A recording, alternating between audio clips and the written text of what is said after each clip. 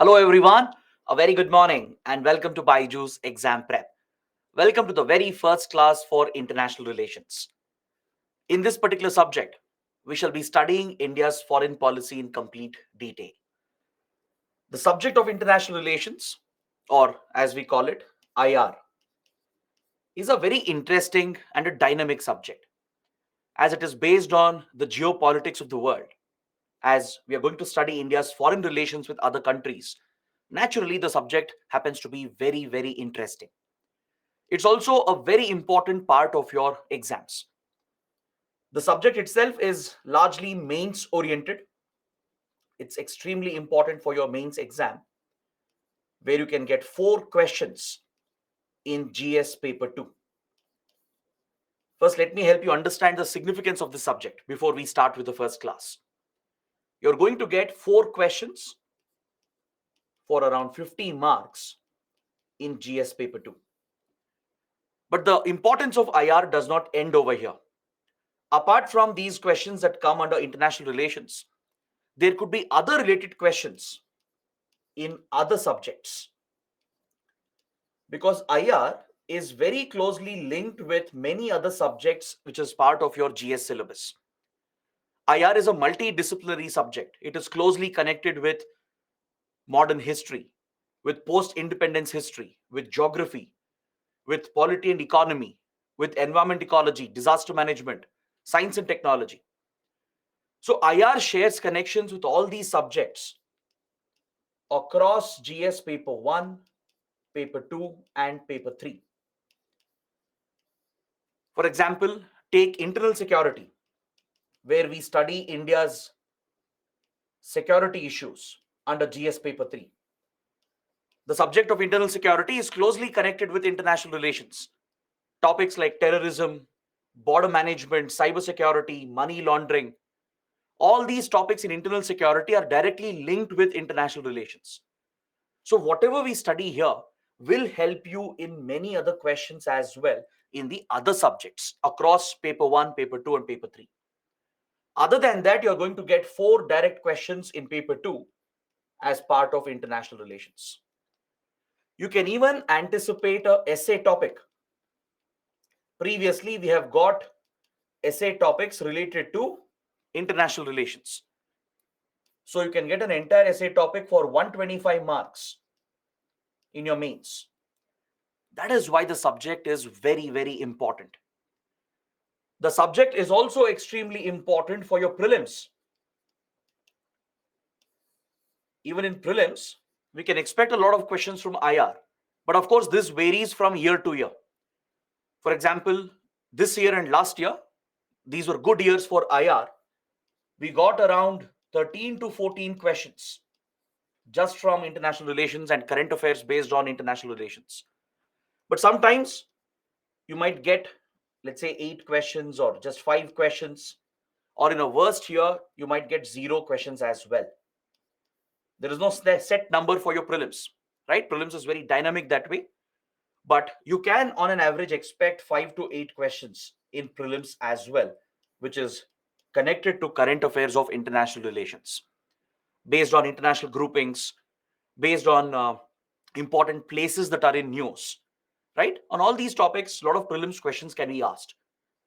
Anywhere between 3 questions going all the way till 13, 14 questions can be expected in your prelims. So this clearly makes the subject extremely important for our exams, be it for mains, be it for prelims, and of course for your interview. The subject is extremely important. So today we will begin with the first module, where we shall first understand the syllabus for this subject. When you start a new subject, the first step is to analyze the syllabus given by UPSC, because that is how we'll understand which topics to study, which topics not to study, right? Because these subjects are very vast. So to figure out which topics are relevant for the exam, we need to first understand and analyze the syllabus. I'll explain the approach that we are going to take in class, how we are going to cover the syllabus given by UPSC, and then we are going to start with few basic introductory concepts.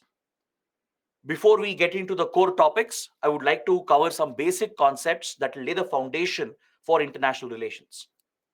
And then we shall be starting with India and its neighborhood. This is what we have on the agenda for today's class. Is that clear? So let's begin. Let's start by talking about the syllabus that UPSC has given for international relations. As I was mentioning, it's part of GS paper 2. As far as your mains exam is concerned, if you look at the syllabus, it's part of GS paper 2. After polity, governance, and social justice, at the end, you have these 4 topics that are mentioned under GS paper 2. So essentially, we are going to study India's relations with major countries, including our neighboring countries. We will focus on our immediate neighbors with whom we share land boundaries and maritime boundaries. We will discuss India's bilateral relations with major powers from around the world, from Indian Ocean, from Southeast Asia, from West Asia, Central Asia. Essentially, from across the world, we'll pick some important regions. We'll understand India's approach towards those regions. We'll select some important countries and we'll understand our bilateral ties with them. We're also going to study a number of regional and global groupings and key agreements that India would have signed. We'll focus on some important organizations like SAARC, BIMSTEC, IORA, Quad, SCO, BRICS, G20, right? Then European Union, ASEAN. There are many such organizations which are relevant in geopolitics. We're going to cover the most important ones. And we'll understand how the policies of other countries, how does it affect India? The policies of other countries, other developed and developing nations, will affect India's interests. For example, the visa policy of US will affect Indian students and Indian professionals. The border policy of China will have an impact on India's border security and national security, right? So we'll study the policies of other countries as well if they are affecting India's core interests. Then we also have to study the role of Indian diaspora, the role of Indian community abroad. In almost every country, there is a strong Indian community. You have non-resident Indians who are Indian nationals who are settled in foreign countries. Either they are studying, they're working, right? So they form a connection between India and the other country, right? And there could be people of Indian origin. There would be Indians who would have migrated many generations ago. And the current generations who are living abroad, they still share a connection with India, cultural link with India. Even though they're not Indian citizens, they might have taken up citizenship of another country. Still, they have a cultural bond with the country. So the Indian community abroad plays a very big role. They contribute to our Indian foreign policy, right? And the Indian government also has an obligation to look after the safety and well-being of the Indian community in other countries. So this is also an important topic, along with some important international institutions and agencies. So broadly, this is the syllabus that UPSC has prescribed for us. These are the major topics. Now, what I'll be doing is, I'll adopt a slightly different approach to cover the syllabus. If we go in this order given by UPSC, it might become a little challenging for some students. So to simplify the process of understanding international relations, I'll be adopting a region-based approach. We'll pick up different regions of the world and then focus on India's relations with those regions. And we'll pick out some countries and some groupings from each region. This is essentially a geography-based approach to IR. Because please understand that international relations is heavily influenced by geography. Geography of a place plays a direct role in determining the international relations of that place. So what I'll do is we'll break down the world into different regions. We'll start with our own neighborhood where India is located, that is South Asia. First, we will cover all our neighboring countries, all the major neighbors of India with whom we share direct boundaries. Then we shall take a look at the Indian Ocean region. We'll understand India's policy towards Indian Ocean. We'll pick up some important countries and understand What relations do we have with this region? What priorities do we have? What initiatives has India taken up? What's the role of the Indian community in this region, the Indian diaspora in this region, right? What are the major groupings present in this region? All those topics will get covered under one single region itself. Similarly, we'll look at Southeast Asia, East Asia, and the larger Indo-Pacific. We'll cover West Asia and Central Asia. So once we cover these important regions, and under each region, we'll discuss few important bilateral ties. We'll discuss some important groupings and organizations of that region. We'll also discuss the contribution, the role of the Indian community in that particular region.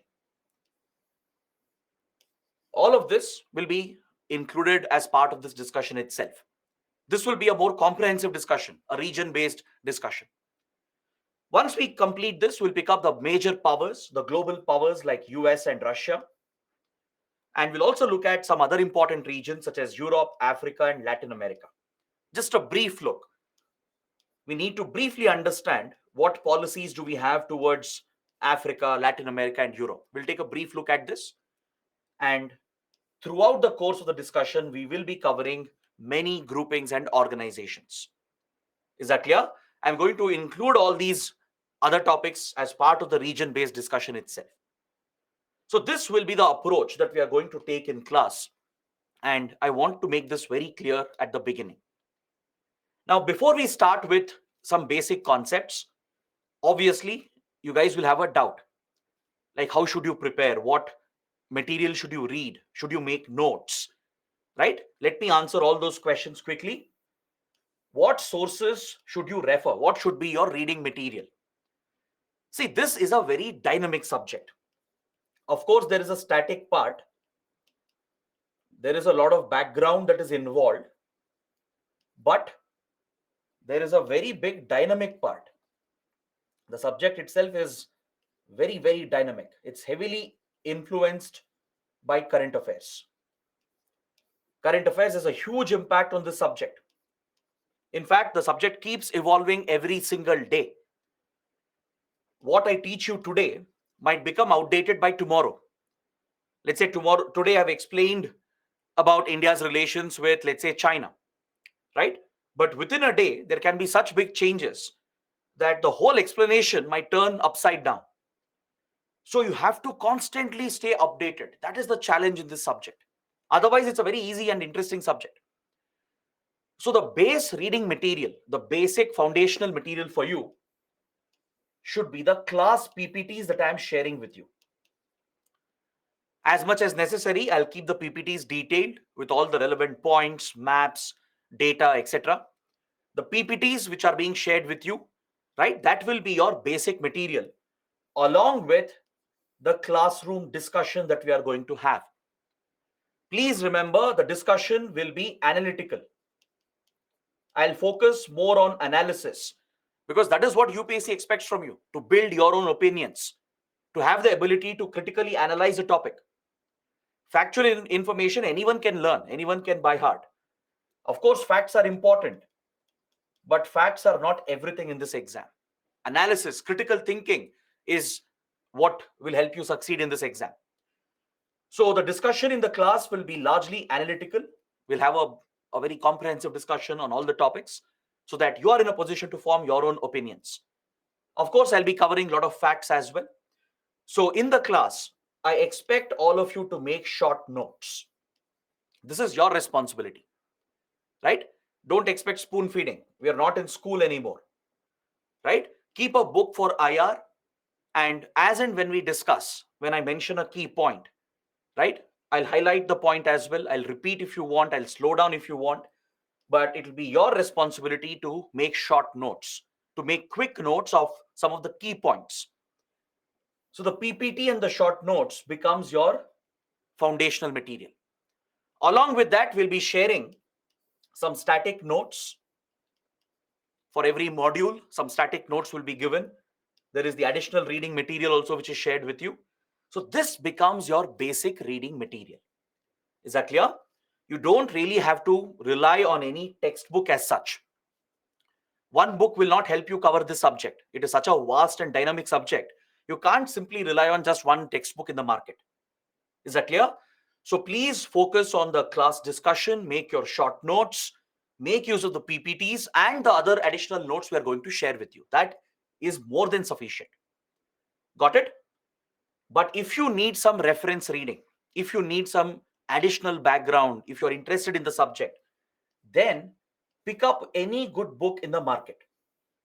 Any good book which is available, it's up to you, right? I would recommend the book by either Rajiv Sikri or VP Dutt. Both are very good books, very small books as well. You can read it like a novel, like a storybook, and highlight some key points. Then you don't have to go back and read this again. This is only for foundational reading. Even if you skip this, it is fine. But just if you want some additional content, if let's say you want additional reference reading, these are the books I would refer. Rajiv Sikri's Challenge and Strategy and VP Dutt's Indian Foreign Policy. They are available in the market, right? If you're interested, go for it. Or else, if you don't want, skip it.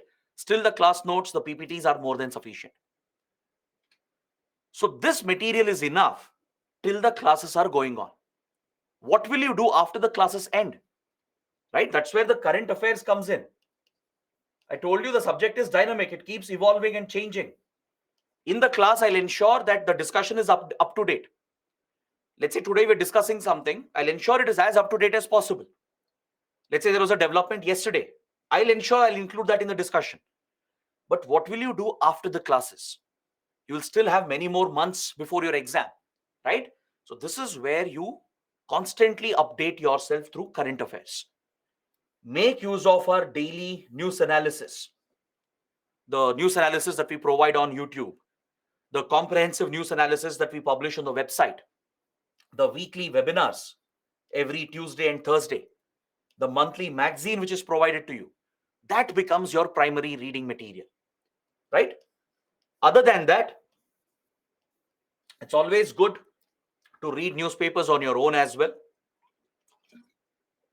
If you have developed that habit, well and good. Any one newspaper is enough. If you don't want to rely on ready notes, you're always welcome to read the paper on your own. That is any day a better approach. All right, either Hindu or Indian Express, one of them. Both are equally good. They cover IR topics very well. Then follow the website of Ministry of External Affairs and the social media handles of MEA. MEA is very active on social media, on YouTube, on Twitter, Instagram, right? Because you'll get updates on India's foreign policy.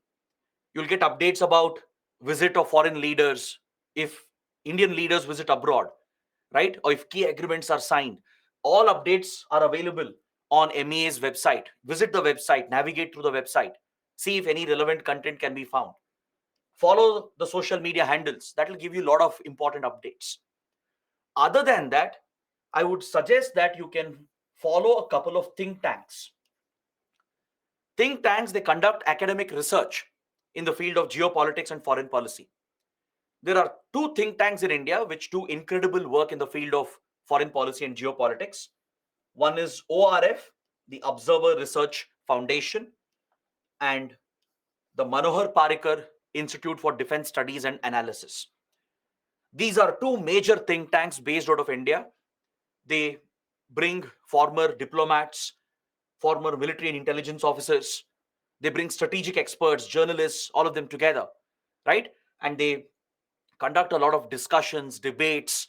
They bring out these in-depth research articles, which they publish on their websites and social media handles. So follow these think tanks, maybe on a weekly basis. Try and read 2 articles. You don't have to read everything that they publish. That is impossible to cover, right? You can't give all the time just for IR. Weekly, maybe give 20 to 30 minutes time. Visit the website of ORF and IDSA. Maybe pick up 1 or 2 good articles. That is more than enough. Just 2 articles per week. That will give you a lot of content and it will give you expert insight. You'll develop in-depth understanding of a topic and you can start framing your own opinions. That is the advantage of reading such good articles. All right. This is all you have to do for current affairs. Now, let's say someone doesn't have the time to do this. Let's say you're a working professional or you can't understand the Hindu or Indian Express on your own. Even then it is fine. You don't have to worry about all this because we are already providing you all the ready material through monthly magazine, weekly webinars, and the daily Hindu analysis, the daily news analysis. We are providing you all the ready content to you. Just follow that regularly. Right? So it's up to you how you are going to approach current affairs. This is what I would recommend. So if you're able to do this, this is more than sufficient. Is that clear? Don't go beyond this. Don't accumulate every book in the market, every notes in the market. You'll be wasting your time. It's always better to read the same material again and again. Multiple revisions is what will help you in this exam. Not reading multiple books and not reading from multiple sources. If you read from 10 different books and notes, you're going to mix up everything and forget everything. Correct? So please limit your reading material. Keep it as minimal as possible. That's why I told you, just the PPT, class notes, and our current affairs material should be enough. If you need additional material, I've told you what to do. Is that clear? So I hope this clarifies most of your doubts with regard to the syllabus and how to approach the syllabus. So now we can begin with some basic concepts in international relations. Over the next 1 hour, 10 minutes or 1 hour, 15 minutes, I would like to cover some basic essential concepts. Is that clear? We'll start with the very basic definition of foreign policy. We'll understand what is foreign policy, or rather, why should a country have a foreign policy of its own? Why do governments have a dedicated ministry to look after the foreign relations of the country? Like India has Ministry of External Affairs, the MEA, which is the nodal ministry to conduct India's foreign policy. Right? Similarly, every country has a dedicated ministry. The US has the US State Department, right? China, Pakistan, all European countries, all major countries in the world, right? Any government will have a dedicated ministry looking after the foreign relations of the country. Now, why is this necessary? Why is foreign policy required? Or what is foreign policy? Let's say someone asks you this question, what will be your answer? UPSC might give you this question. It might ask a 10 marks question in mains, asking you to explain why foreign policy is essential for a country's growth and stability. Discuss. Such basic, straightforward questions can come, and you can't answer them efficiently without understanding the concept. So let me explain what is foreign policy, and based on that, I'll be discussing few related concepts. Foreign policy is basically, it's a tool, it's an instrument available to your government through which the government is protecting and promoting the national interests of the country. Is that clear? To protect and promote the national interests of the nation, foreign policy becomes a tool or an instrument in the hands of a sovereign government. The government of the day, which is responsible for the economy, the security of the nation, the stability of the nation, right, has to take care of the national interests. We will understand what are national interests. That's a separate discussion altogether. After this, we will understand what exactly are national interests. For now, just understand that national interests are nothing but the interests of the nation. See, all of us have certain interests, right? At a personal level, at an individual level, we all have certain interests. That I want to do well in my exams. I want to do well in my career. I want to lead a happy, fruitful life, maintain good relations. That's our individual interests.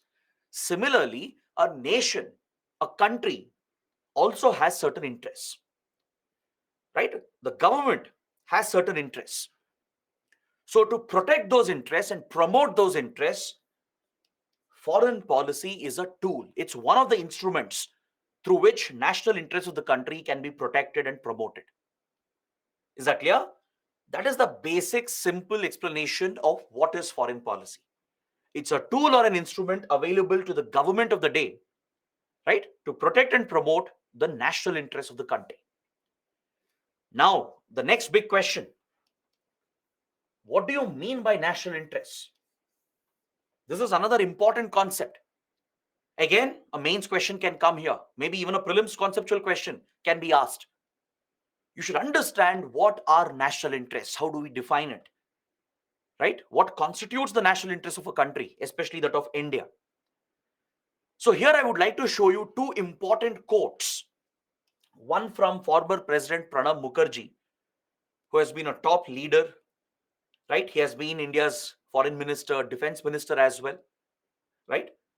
When he was the president, Pranab Mukherjee had said, India's foreign policy, with its civilizational roots and heritage, is based on the principles of developing peaceful, friendly relations with all countries.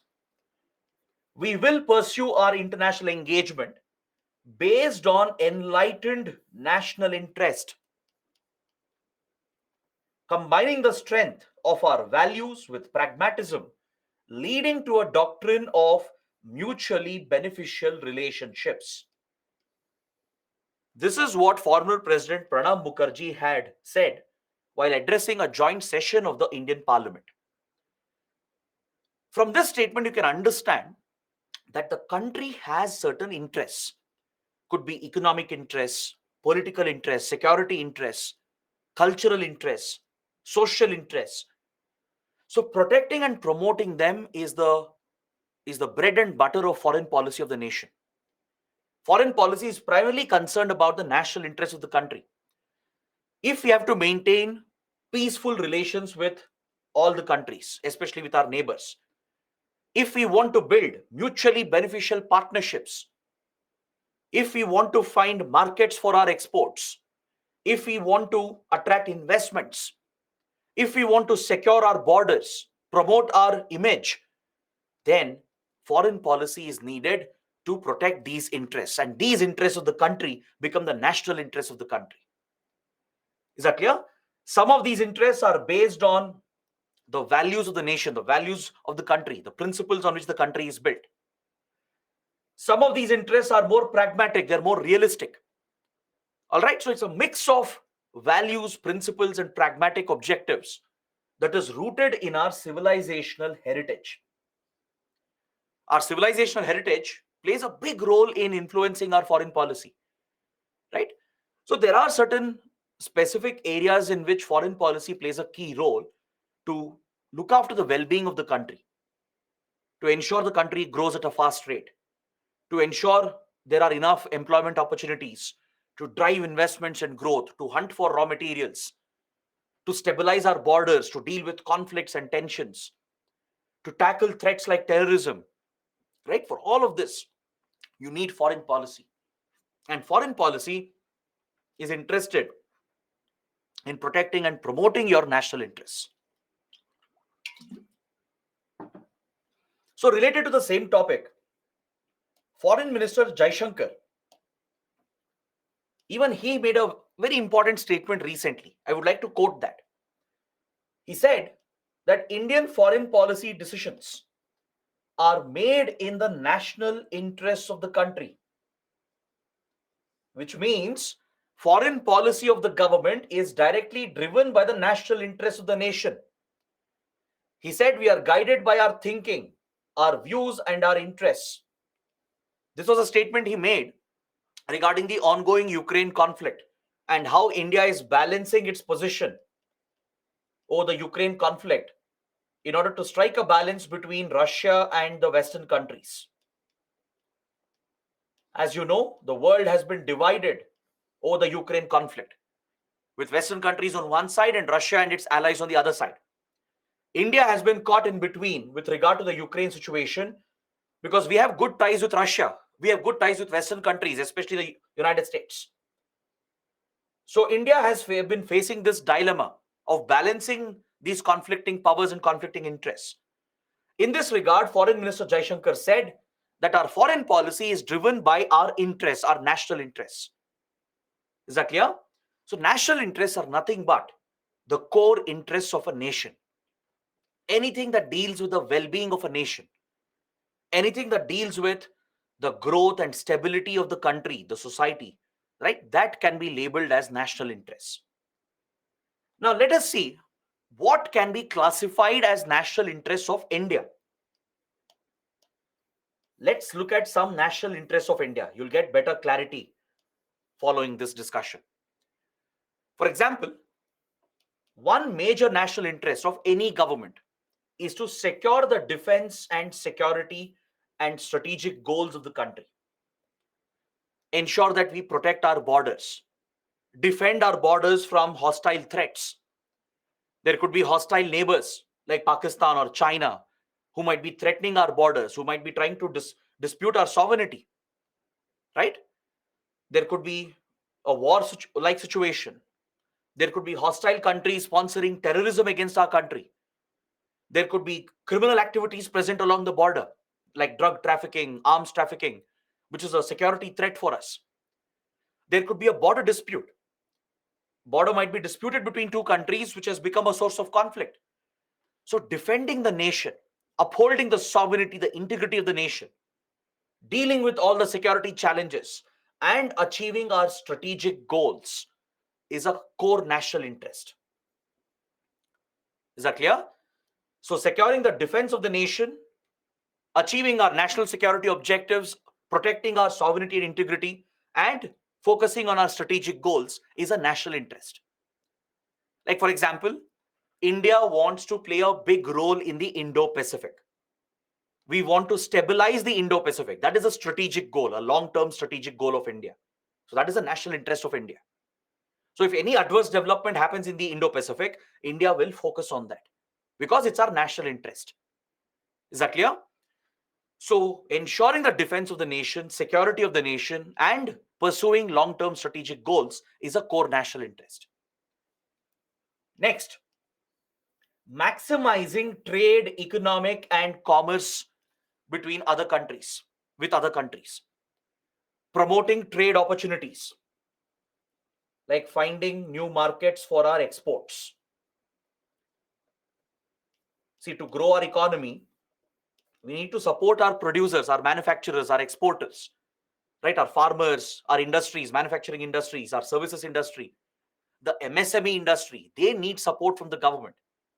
The government has to help in finding new markets where our goods can be exported. This will fetch revenue for us. Foreign exchange can be earned. This will create jobs in our economy. It will drive our economy. We might need certain raw materials which we don't have. We may have to source raw materials that are critical for various industries. Like, for example, lithium, uranium, right? Fossil fuels, crude oil, natural gas. We are deficient in these reserves, in these natural resources. Since our economy has a critical dependency on such resources, especially crude oil and natural gas, we need to hunt for those raw materials from other countries. You can't source them without building good relations, and that is a core national interest. For example, to protect the energy security of the nation, to ensure we have enough supplies of crude oil and natural gas, we need to maintain good ties with oil exporting nations.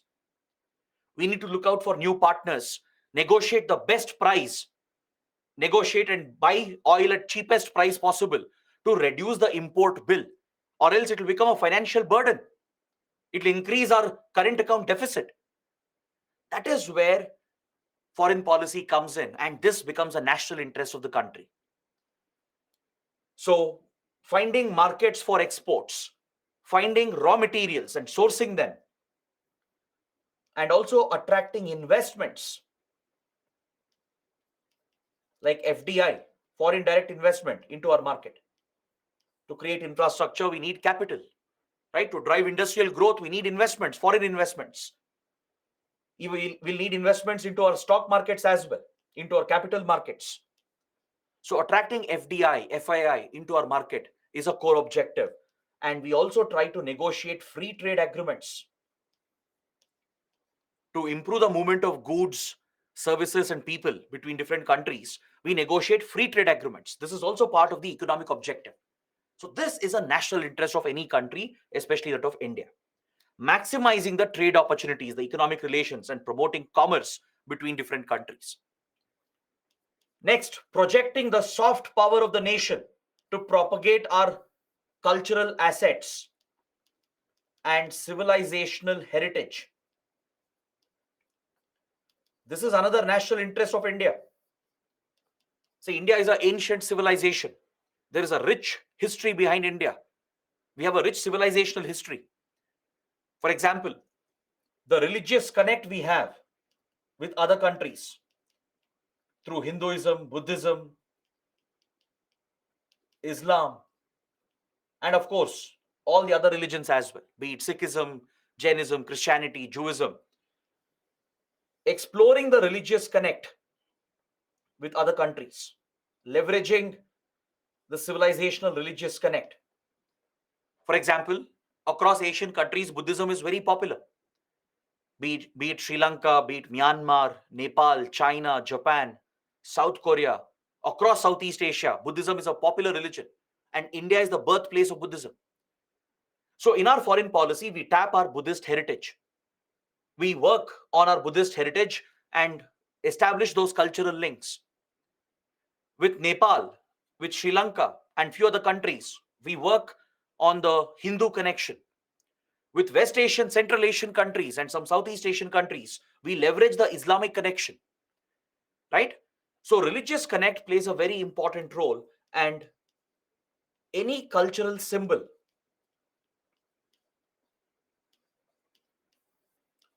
it could be a shared language, it could be shared ethnicity, or it could be art and culture, right? Promoting these cultural symbols and leveraging our civilizational heritage is part of soft power diplomacy. Is that clear? For example, we promote Indian classical dance, Indian classical music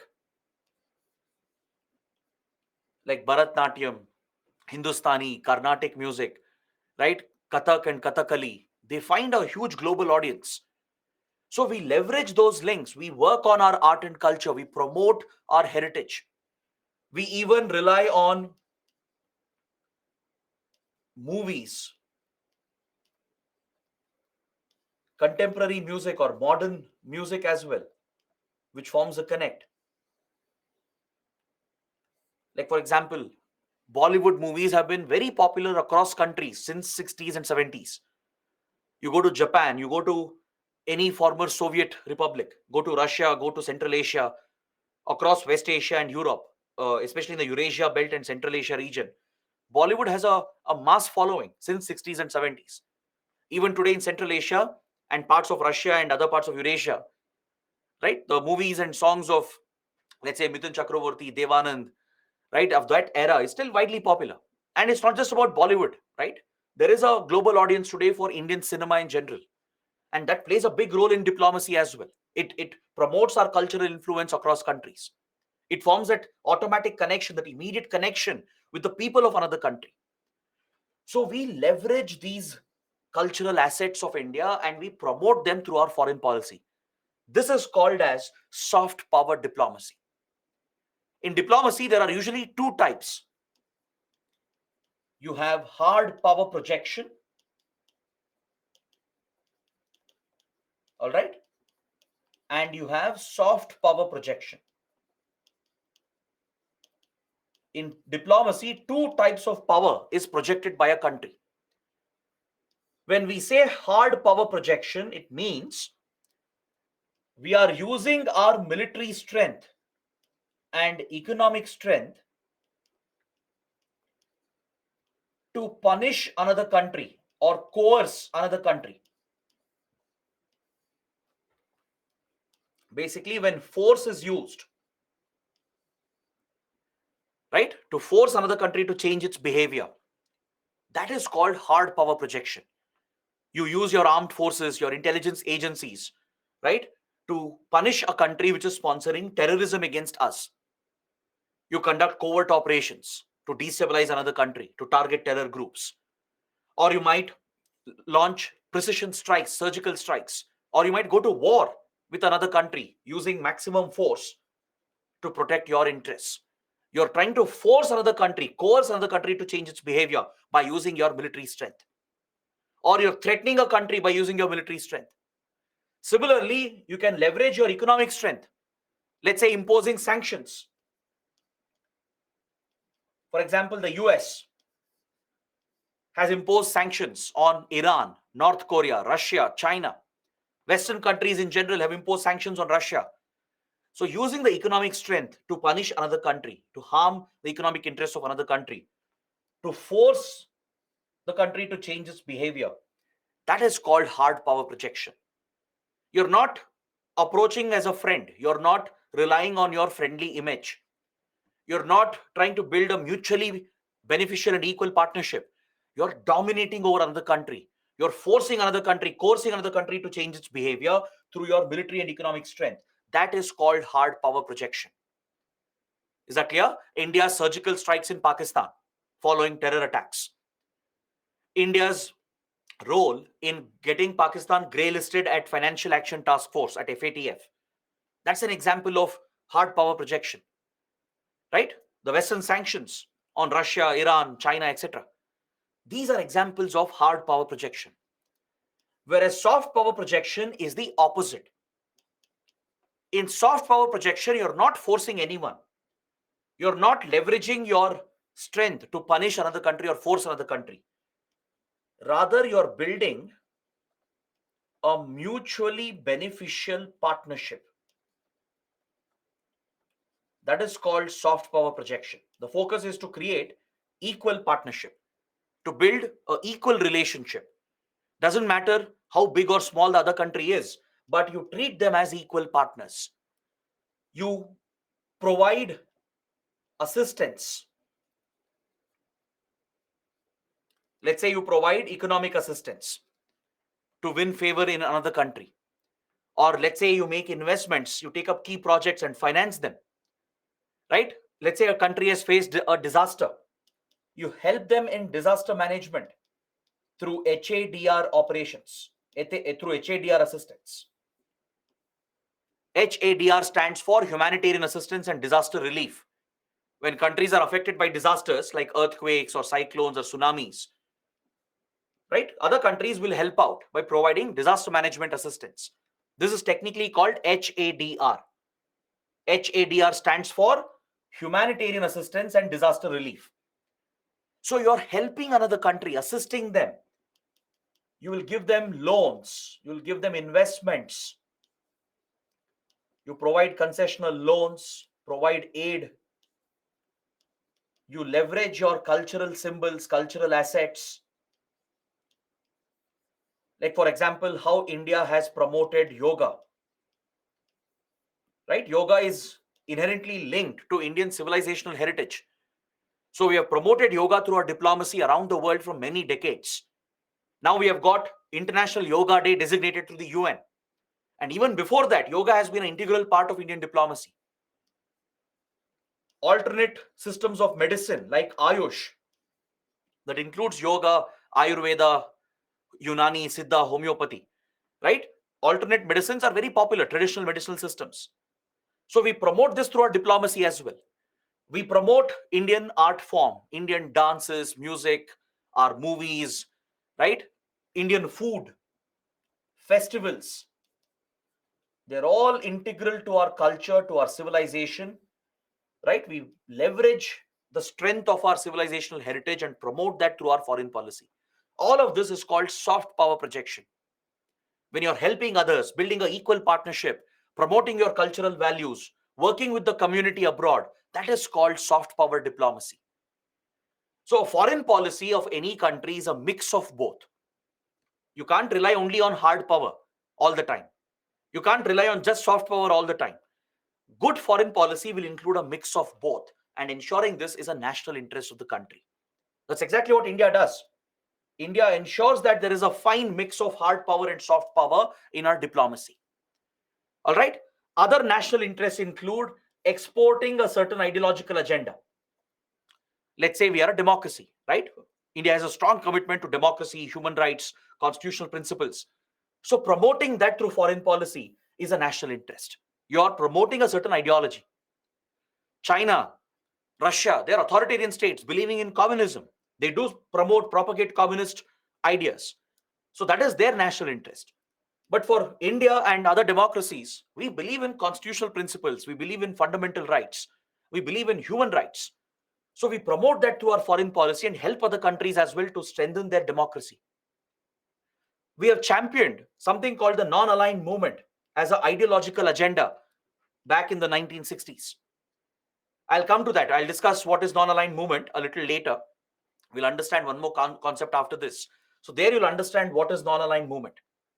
It was an ideology that India promoted, India founded during the Cold War period. So promoting an ideology, exporting an ideological agenda is also a national interest. Creating more space in the international arena. There are many international groupings, international institutions like World Bank, IMF, United Nations, Non-Proliferation Treaty, Climate Change Convention, and many others. So when we are participating in negotiations at these multilateral platforms, at these multilateral organizations, we need to protect our own interests and create a support for our own position. Because usually at these groupings and organizations, there will be a divide between developed countries and developing countries. Like for example, if you look at climate change negotiations, if you look at WTO negotiations or reforms of the UN, reforms of World Bank and IMF, on all these important multilateral platforms, there is a divide between the global north and the global south. When I say global north, global south, I'm not referring to the direction. It's not the north and south direction. In geopolitics, in international relations, when we say north and south, it refers to developed countries and developing underdeveloped nations. Global north countries are the developed, advanced, industrialized economies like US, Canada, Australia, Japan, all your West European countries, right? They are the developed nations, the industrialized nations. They are called the global north. The global south refers to developing and underdeveloped countries like India, Brazil, Indonesia, right? China, all these are developing nations. There are many underdeveloped countries, small countries in Africa, Asia, in South America. They're all part of the global south. So at these multilateral organizations, there will be a divide between these different countries. Different groups would be formed. So to protect our interests, to protect our position, we need support of other countries. We need to work with them to create that space, to create more options for us in international arena. And this is a national interest. You saw this recently at the G20 summit, right? India was pushing a certain agenda at the G20, and we needed support of other countries to ensure we bring out a joint statement, to bring out a New Delhi declaration. So India worked with different powers. We negotiated with them, brought them to a middle ground, and finally succeeded in bringing out a joint statement. So that is how you create more options, more space for yourself in multilateral platforms. And this is a national interest. And finally, another national interest is to ensure the well-being, ensure the safety and well-being of the Indian diaspora abroad. Because the Indian diaspora plays a very big role. The NRIs, non-resident Indians, people of Indian origin, together they constitute the Indian community abroad, the Indian diaspora abroad. They are acting as the cultural ambassadors of the country. They are promoting India's civilizational, cultural heritage and values. Right? Today, India has a very strong diaspora community around the world. They are naturally creating an influence for India. They are projecting India's soft power influence, they can help in creating a positive image for India with the host government and with the host country. They can positively influence foreign governments and foreign societies in favor of India. Let's say India wants to strike an agreement with a certain country. The Indian community there can influence the government and the people and the society, because Indian community, right, wherever they go, wherever they settle, they adapt and they integrate with that society. They don't break the law, they don't threaten the other country, rather they contribute to the growth of the other country. Right, wherever Indians go, they've contributed positively to the economy and the growth of the other nations as well. In many countries, Indians or Indian diaspora, they happen to be the backbone of their economy. Look at Mauritius, look at Saudi Arabia, UAE, US, right? Around the world, there are many nations where Indian community plays a critical role in their economy and in their growth. Many Indians are in influential positions, right? There are successful businessmen. There are Indian leaders of Indian origin. Today, you have head of states, head of governments who are of Indian origin, right? Like Rishi Sunak, Kamala Harris, and many more. There are several cabinet ministers, top officials and diplomats in foreign governments who are of Indian origin, who are from the Indian community. So they can positively influence foreign countries, foreign governments, and their policy towards India to create a positive image. They can promote our influence, promote our cultural influence. And they also send remittances back home to India. The money they send back home is crucial for the Indian economy. Today, India has become the world's largest recipient of inward remittances. Is that clear? Does anyone have an idea? How much remittances do we get in a year?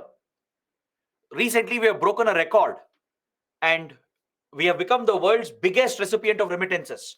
Do you have an idea what is the amount of remittances we get in a single year? Anyone? Can anyone tell me in the comments? Very good. Purva, Lucky, Janvi, Shovik, Shubhajit, Kishan, Pooja, Aniket, Abhishek, Naveen and others, Saurabh, they've all got it right. It's more than $100 billion. We have crossed the $100 billion mark. We overtook China as well. In the last 2 years, India has been receiving the largest remittances in the world, which is more than $100 billion. This is a huge sum of money, right? It is critical to build our forex reserves. It is crucial to bridge our current account deficit because we always have a trade deficit. We import more than we export, right? One way of bridging the deficit is through remittances. So foreign remittances are crucial for our economy. So Indian community is playing such a big role. They are projecting Indian foreign policy influence, acting as cultural ambassadors of India, contributing to the nation's economy and growth and creating a positive image for India. So it's only the duty of the Indian government to ensure their safety and well-being because they might get caught in conflicts. Look at Ukraine. When the Russian invasion happened into Ukraine, thousands of Indian students were trapped. Recently in Sudan, when Sudan descended into a civil war in Africa, thousands of Indians were trapped and they all had to be evacuated and rescued. So Indians might face challenges abroad. Correct? Indian diaspora might face a lot of problems. They might face security threats. They might get caught in wars, conflicts, and civil wars. They might be caught in a zone where there are terror attacks. There might be natural disasters. They might face issues related to visa, passport, or they might get arrested. They might face legal issues. They might face issues with regard to their employment.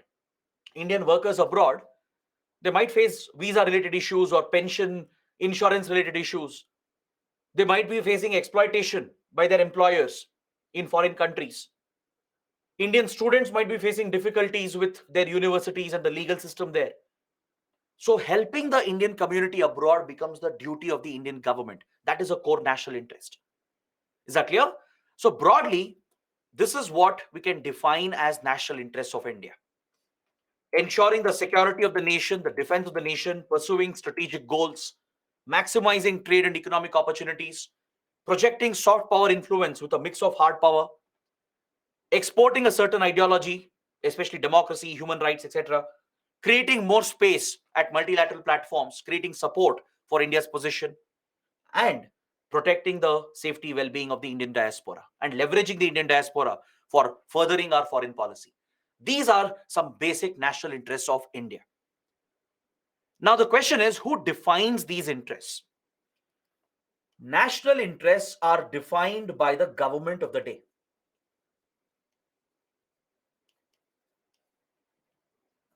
Of course, it's the government which is in power, which defines what's the national interest of the country. Is that clear?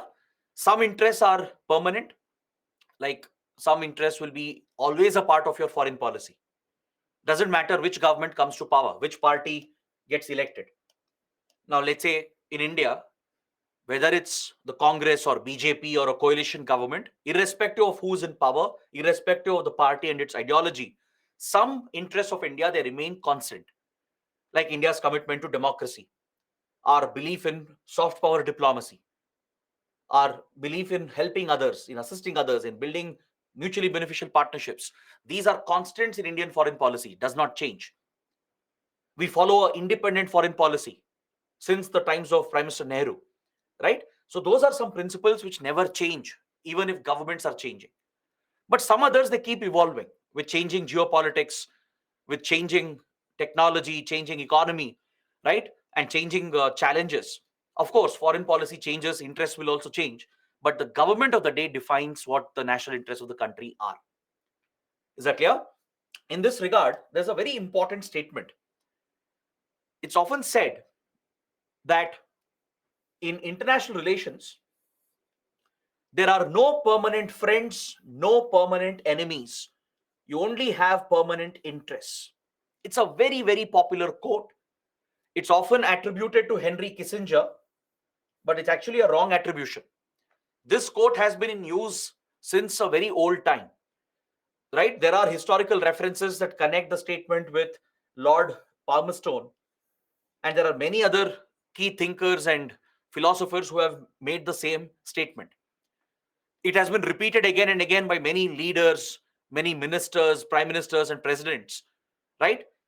But it's a very popular statement that helps you understand the importance of national interests. Countries are driven by their interests, which are permanent. You don't have permanent friends or permanent enemies here. Yesterday's enemy might become today's best friend. That is how international relations can change. For example, look at the World War period. European countries were fighting against each other, right? Germany was an enemy for UK and France. Today they are allies, they are best of friends.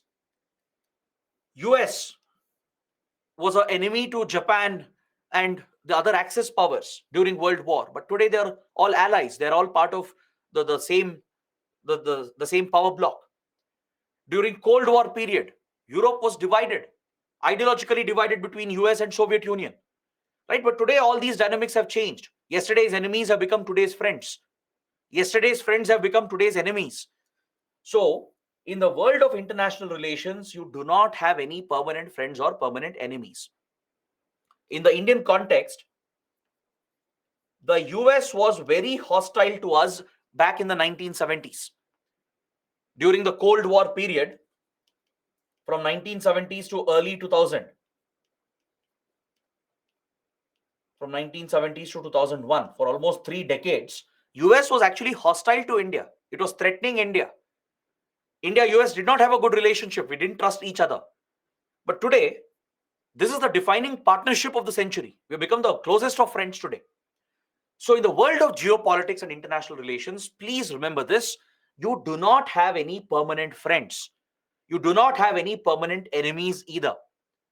You only have permanent interests. Governments, countries, they only pursue interests, not friends or enemies. That keeps changing. Today, Pakistan might be a hostile country. China might be a hostile country. You never know, 30, 40 years later, they might become our best friends. That is how quickly geopolitics can change. So countries pursue their interests, their national interests, and that is the only permanent thing in foreign policy. Is that clear? So talking about national interests, I would like to talk about one very, very important concept, which is the foundational principle of Indian foreign policy. There is a fundamental principle that underlies India's foreign policy. In fact, India's foreign policy is rooted on this principle. Is that clear? It's called the principle of strategic autonomy. The principle of strategic autonomy is the foundational principle of Indian foreign policy. It was envisioned and laid down by the first Prime Minister Jawaharlal Nehru. And this principle has remained consistent in our foreign policy till date, till the times of Prime Minister Modi. Subsequent governments, be it under Prime Minister Lal Bahadur Shastri, Indira Gandhi, right? Be it under Rajiv Gandhi or P. Narasimha Rao, I.K. Gujral or Deve Gowda or Atal Bihari Vajpayee or Manmohan Singh, under subsequent prime ministers and governments, this principle has remained a constant in Indian foreign policy. This is called the bedrock or the foundational stone of India's foreign policy. So you need to understand what it is, right? The principle of strategic autonomy means that India pursues an independent foreign policy. It means we maintain our autonomy in our foreign policy. We maintain our autonomy in our foreign policy. Our foreign policy is designed to fulfill our national interests. We are not looking to fulfill the interests of some other country. Is that clear? It means we are not allies of any power. We don't join any military clubs. We don't target one country against another. That is, we don't join a group of countries to target another country. Is that clear? We don't play such power politics. We don't join any military groupings. We have never been a part of any military club. Is that clear? And we are not allies of anyone. We are not an ally of Russia. We are not an ally of the US. We are friends of every country. All right? Today we call this policy as multi-alignment, meaning we align with any country that fulfills our national interests. What matters to India is the national interest of the country. We are not bothered about American interests. We are not bothered about Russian interests or Chinese interests. That is their own interests. We are bothered about our own interests. World of geopolitics and international relations is indeed a little selfish world. That is how it should be. You first have to look after your own interests. No one else will do that for you. Is that clear? So we are not allies of anyone. We don't go and join clubs targeting one against the other. All right? We follow an independent approach. We decide what we want to do based on our interests. If it suits our interests, we will do that. So if required, we'll align with Russia to procure weapons, oil, etc. If required, we'll bypass Western sanctions against Russia. We'll also work with Western countries closely because we gain by working with Western countries as well. So wherever India benefits, right, we are okay to work because what matters to us is India's interests, not the interests of another country. So this independence in our foreign policy, this autonomy that we maintain, right, this is based on the principle of strategic autonomy that was laid down by Prime Minister Nehru. This has been consistently followed in our foreign policy by subsequent governments and prime ministers, irrespective of which party they came from. Is that clear? So be it our nuclear program, be it how India pursued its own nuclear program, be it how we have built our energy security, be it how we championed the non-aligned movement during the Cold War, right? Or even with regard to how we have dealt with Myanmar, with Iran, with Russia, right? We have bypassed Western sanctions against Russia, and we have struck a balance between Russia and Western countries. This is possible because we follow an independent foreign policy. Even at G20 summit that was held recently, we achieved a success. We could bring all countries together to a common understanding, to a common ground, because of our independent foreign policy. Because we are not aligned with one power bloc, right? We work with Western countries as well. We'll work with Russia and China as well if required. We'll work with Pakistan as well if required, if that serves our interests. So we truly follow the principle that there are no permanent friends, no permanent enemies. We just have permanent interests. So the foundational principle is this, the principle of strategic autonomy, that we maintain independence in our foreign policy. There have been a rare exceptions here and there. Once in a while, we have breached the principle. We'll discuss that in future classes. But 99% of the time, from 1947 till today, we have followed this principle. This is the strength of Indian foreign policy, that we are independent. We look after our own interests first. We are not here to serve the interests of another country. So we don't have to listen to what others are dictating to us. Now, US might force us to follow sanctions against Russia, but we will reject them. We will bypass them because we know that Russia is a critical partner for us. That doesn't mean we'll harm our ties with US. We'll maintain good ties with US as well. We'll strike that balance between US and Russia. So maintaining that position in between, that balanced position, is the result of independent foreign policy. It is a result of the strategic autonomy. Or else it would not be possible. Is that clear? So this is the strength of Indian foreign policy and the very core pillar of Indian foreign policy. We saw this in action for the first time back in 1950s and 1960s when we championed the non-aligned movement during the Cold War period. For beginners who don't know what is the Cold War, the Cold War was a period of intense geopolitical rivalry from 1947 to 1991. That is after the Second World War came to an end in 1945, right? A new world order emerged. The world got divided between Western countries that stood for democracy and capitalism. This was the political and economic model that they believed in. They believed in constitutional democracy, fundamental rights.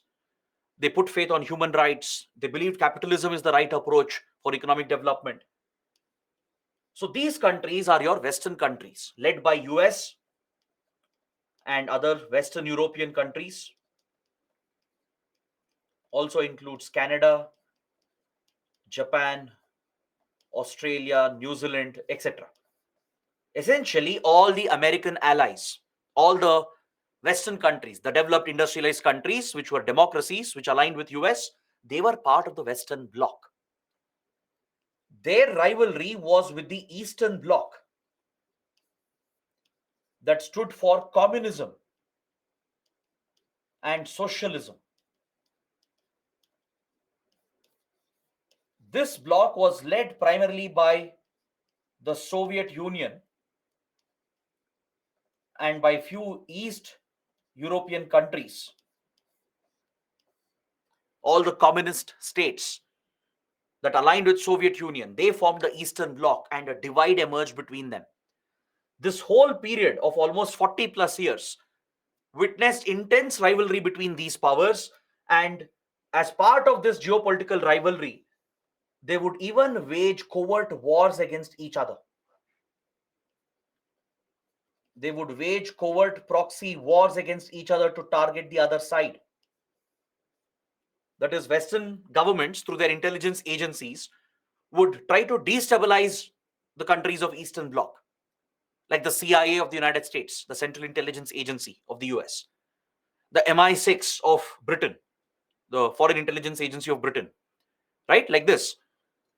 These Western governments, through their intelligence agencies, would run these secret operations, covert operations, using proxy elements, proxy actors to target the Soviet Union and its allies. Similarly, the Soviet Union and the Eastern Bloc countries would target Western countries. The KGB, the intelligence agency of the former Soviet Union, right, along with the other intelligence agencies of East European countries, they would target Western democracies. They would undermine their interests, subvert them, try to destabilize them. This period of intense geopolitical rivalry and secret wars between these power blocks is called the Cold War.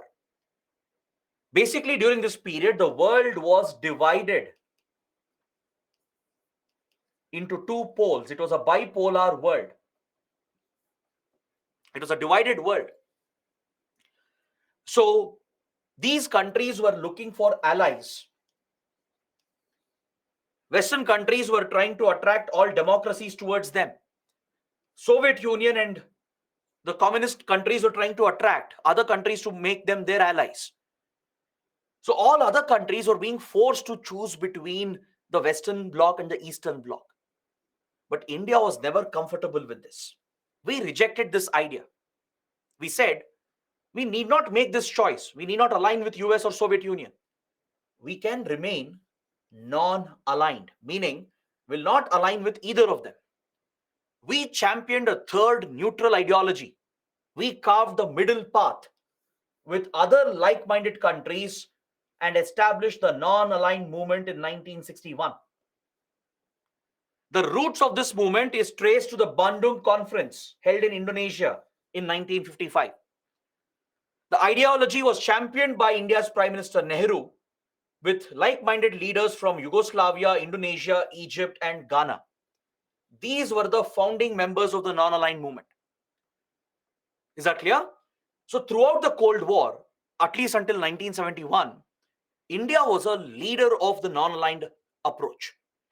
Meaning, will respect the sovereignty, integrity of all nations, will not interfere with another country, will not join these power blocks where we target one against the other. We didn't get into that race where the world was being divided between these two poles, these two power blocks. Right? This was India's vision. This was an example of our principle of strategic autonomy. India could come out with such a policy and champion this policy for many years because we were following an independent foreign policy. Is that clear? Today, the movement has around 120 countries. There are around 20 observer states, not 17. Just make a small correction. There are 20 observer states and 120 member countries today in the non-aligned movement. But of course, non-alignment became irrelevant. Today it is irrelevant. We moved away from non-alignment from 1971 itself. Gradually, our focus on non-alignment has declined and it has become irrelevant after 1991. Because that is when the Cold War ended. The Cold War ended in 1991 with the collapse and disintegration of the Soviet Union. Essentially, communism failed, right? The Western democracies, they won the Cold War and communism saw a defeat. Across Central Eastern Europe, all the communist countries, they abandoned communism. The model had failed. The socialist communist model had failed. Soviet Union itself would disintegrate and collapse, giving rise to many new countries in Eastern Europe and in Central Asia. Russia would become the successor state, but many other regions of Soviet Union broke apart to form new countries like Ukraine, your Central Asian countries, Azerbaijan, and the others. All right. So with the collapse and disintegration of Soviet Union, Cold War came to an end in 91, following which non-alignment movement has become largely irrelevant and outdated. In fact, in the last 15-20 years, we are not paying much attention to non-alignment. If you look at Prime Minister Modi and even former Prime Minister Manmohan Singh, they have not attended non-aligned movement summits, NAM summits, they've skipped them. They haven't attended them. That shows that we don't attach too much importance to the NAM movement today. But back in the Cold War period, especially from 60s to 70s, this was a very important movement that we had championed as a result of our belief in maintaining an independent foreign policy. Is that clear? This was a contribution of India. We played a role in reducing tensions in the world when the world was divided between the Western Bloc and the Eastern Bloc. That is the big contribution of India. This belief in non-alignment, this belief in strategic autonomy continued for many years. And even though non-aligned movement today has become irrelevant and outdated, we still support and champion the principle of strategic autonomy. Is that clear? So this is where I would like to explain a very important concept. In political science,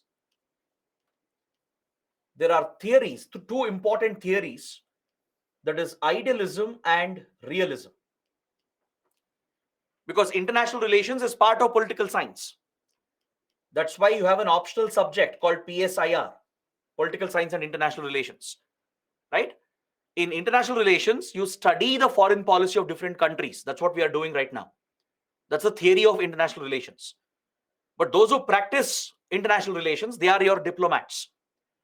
The ones who are representing the country officially, right?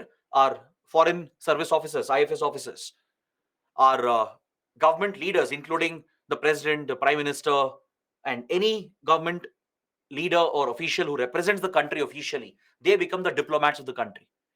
They negotiate. They come out with initiatives and agreements, right, which are designed to protect and promote our national interests. So diplomacy is all about the art of negotiation. It's the art and science of negotiation, how you conduct your talks with other countries, how you reach conclusions and agreements, and how you protect your interests. So in the exercise of diplomacy, in the world of international relations, there are two schools of thought. You have the idealist school of thought and the realist school of thought. In idealism, the belief is that foreign policy should be driven by values. Foreign policy should be driven by principles like human rights, religious freedom, democratic constitutional rights, etc. So principles, morals, values, ethics, they play a bigger role in an idealistic foreign policy, which is followed by idealistic leaders. Like John F. Kennedy, he said that every nation, whether it wishes well or ill, we will support those countries irrespective of how they work with us. It means the US said it has a commitment to help countries that are facing poverty, that are affected by disasters, that need help and assistance. So John F. Kennedy, who was seen as an idealist largely, right, he said that we should help any country. Doesn't matter whether they are a friend or an enemy.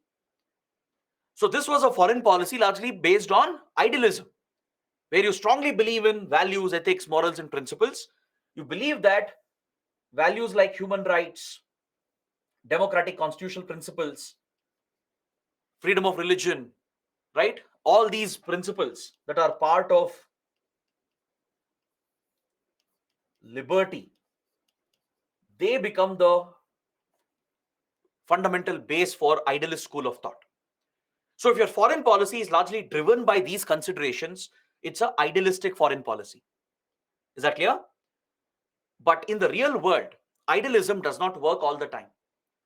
It's good to be idealistic sometimes, but you can't be idealistic all the time. There will be circumstances where you have to be realistic. You have to be driven by a pragmatic approach. Pragmatism becomes necessary to protect your national interests. Such a foreign policy which is just focused on national interests of the country, right? Even if it means ignoring principles, values, morals, and ethics. Such a foreign policy is a realistic foreign policy. Take, for example, the Russia-Ukraine war. Yes, what Russia did is illegal. It's against international law. Russia is the one which has broken the UN Charter. India knows that very well. But instead of being idealistic, we know Russia has committed war crimes. It has violated human rights of Ukrainians. But still, India has chosen to ignore these ideals. Not once have we criticized Russia openly. Not once have we voted against Russia at UN or any platform. Right? It means we have kept aside idealism because Russia is a critical partner, strategic partner. Keeping the pragmatic national interests in mind, we have pursued a pragmatic, realistic policy. We have done this with Myanmar. We have done this with Iran and many other countries as well. So when countries ignore idealism and follow a more practical, realistic approach, that is called realism or pragmatism. Henry Kissinger was seen as one such pragmatist. Henry Kissinger was the National Security Advisor of the US. He has served President Nixon, Richard Nixon, as the National Security Advisor. Later, he became the Secretary of State as well. He became the equivalent of the Foreign Minister of the US, right? So he was a firm believer in pragmatism. He always used to say that foreign policy should be realistic, driven by pragmatic approach, not based on ideals. See, a foreign policy of any country will be a mix of both. There will be some idealistic principles. There will be some commitment to values like human rights, democracy, constitutional principles, etc. At the same time, sometimes you have to ignore them. You ignore your ideals to achieve realistic goals and targets. To achieve your national interests, sometimes you have to get realistic. All right. So in political science and IR, there are two schools of thought, idealism and realism. And India's foreign policy is a mix of both. All right. We rely on idealism and as well as pragmatism, on realism as well. So even Prime Minister Modi has reiterated this many times. He was addressing a gathering in Singapore in 2018. He was addressing the Shangri-La Dialogue, which is a very popular event in Singapore, right? He said that India's principle of strategic autonomy remains very strong. When it comes to the rivalries between US, Russia, and China, India is not going to choose a side. Will not simply align with US, will not blindly join the clubs of US to target China, will not simply join Western countries in targeting Russia. Rather, will strike a balance between them because that is where India's interests are served. So this is a reiteration of the principle of strategic autonomy, which was laid down by Prime Minister Nehru. And since then, it has been consistently followed in our foreign policy. All right. So this is a very, very important concept that I've explained. I hope all of you have gained an insight into these essential concepts.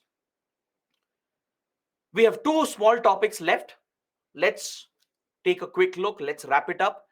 Then I can look at your questions and we can even take a short break after that.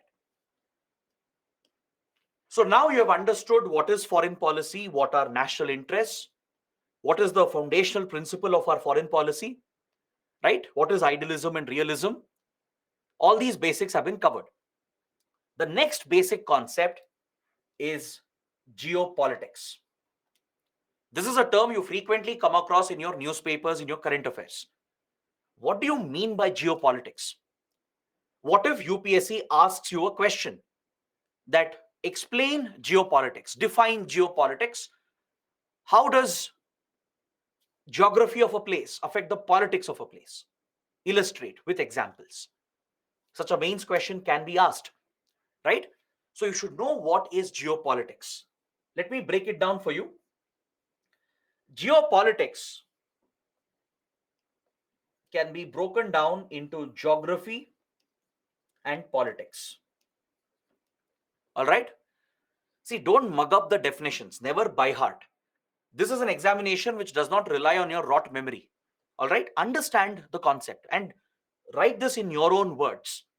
That's why even I'm trying to avoid using standard definitions. I'm not dictating you standard definitions. Rather, I'm explaining what it is. So you understand the concept, then you start writing it on your own, in your own words. So geopolitics, again, don't mug up the definition, right? Anybody can do that. Please understand, it's very simple. Break down the word into geography and politics. Geopolitics is nothing but the impact of geography on the politics of a place. As simple as that. You take any place, any country, the geography of that place, the geography of a country, its physical geography, and as well as human geography. The physical and human geography of a place directly influences the domestic and international politics of that place, and as well as the international relations of that place.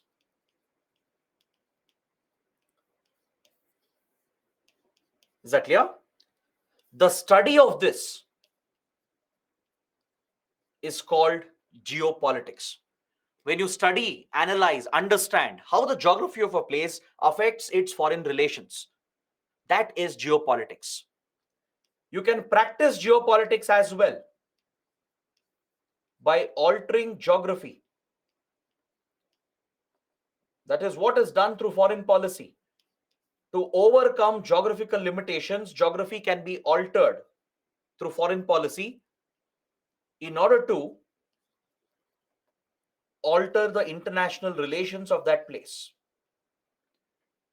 By manipulating the geography of a place, you can change the foreign relations, the international politics and relations of that place. So this in practice is called geopolitics as well. So in foreign policy, that is what countries do. They engage in geopolitics, right? They play geopolitics. Basically, they work with geography. They try to alter physical and human geographical elements to change the international relations and politics of the place to suit their respective interests. Now, how does this actually work, right? In real world, right? Is there an example we can think of? Let me give you an example. I know the definition may not convince you. Some of you might still be wondering, how can geography influence international relations? How can you alter geography, right? Let me explain this with an example. Here in this slide, we are looking at the map of Afghanistan. All right. Now, the moment I look at Afghanistan, the moment I look at its geography, there are some points that come to my mind. Now, let's say with regard to its physical geography, with regard to the physical geography of Afghanistan, first point I think I can think of is that it's a landlocked country. Correct? Meaning it's surrounded by land on all sides. It's bound by Iran, Pakistan, Turkmenistan, Uzbekistan, and Tajikistan. Correct? It has no direct opening to the sea. In today's world, being landlocked is a big economic limitation. Landlocked countries have a natural disadvantage because to export and import, to trade with the rest of the world, they have to depend on their neighboring countries.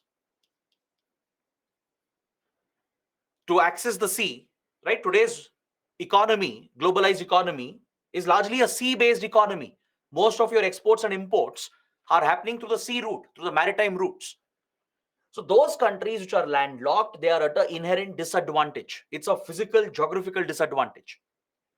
Because they can't trade with the rest of the world, they can't strengthen their economy, create jobs and stabilize their growth without relying on their neighboring countries. They need the support of their neighbors for transit access.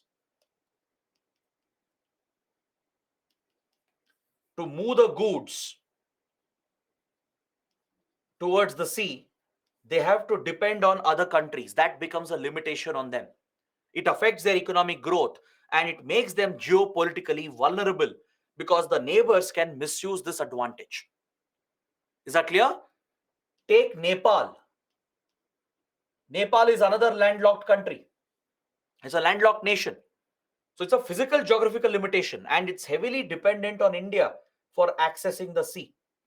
We're going to study this in the next chapter. Nepal has a lot of dependency on India because without India, Nepal cannot access the Indian Ocean. Right? So physical geography plays a big role.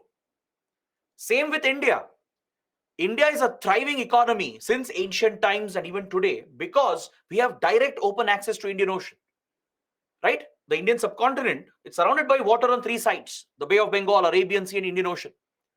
We have a very long coastline with island territories like Andaman, Nicobar, and Lakshadweep. So physical geography of India plays a direct role in influencing our economy and our international relations, right? So similarly, any physical geographical element like mountains, mountain ranges, access to sea, rivers, straits, gulf, right? All such geographical features, they play an important role in influencing the politics of a place and the international relations of a place. Is that clear? Physical geography is connected to the international relations of that given region. So please understand this. It's very, very important. Now, when there is a limitation, right? When there is a physical geographical limitation, we can overcome that. We can overcome the limitation through foreign policy. We can alter physical geography to overcome the limitation, and thus we can engage in geopolitics to serve our interests. For example, India had very good relations with the Afghan government from 2001 to 2021. During these 20 years, we had a friendly government in Afghanistan, which was a good friend of India. We had invested heavily in Afghanistan, and Afghanistan is blessed with resources like iron ore, for example, and many other precious resources. Afghanistan was ready to provide these resources to India. We had fantastic relations with all Central Asian countries. With all the Central Asian countries you see here, Kazakhstan, Uzbekistan, Turkmenistan, Tajikistan, and Kyrgyzstan. We have very good ties with all of them. They were all ready to share resources with India. They are also blessed with resources. But unfortunately, there was a geographical problem.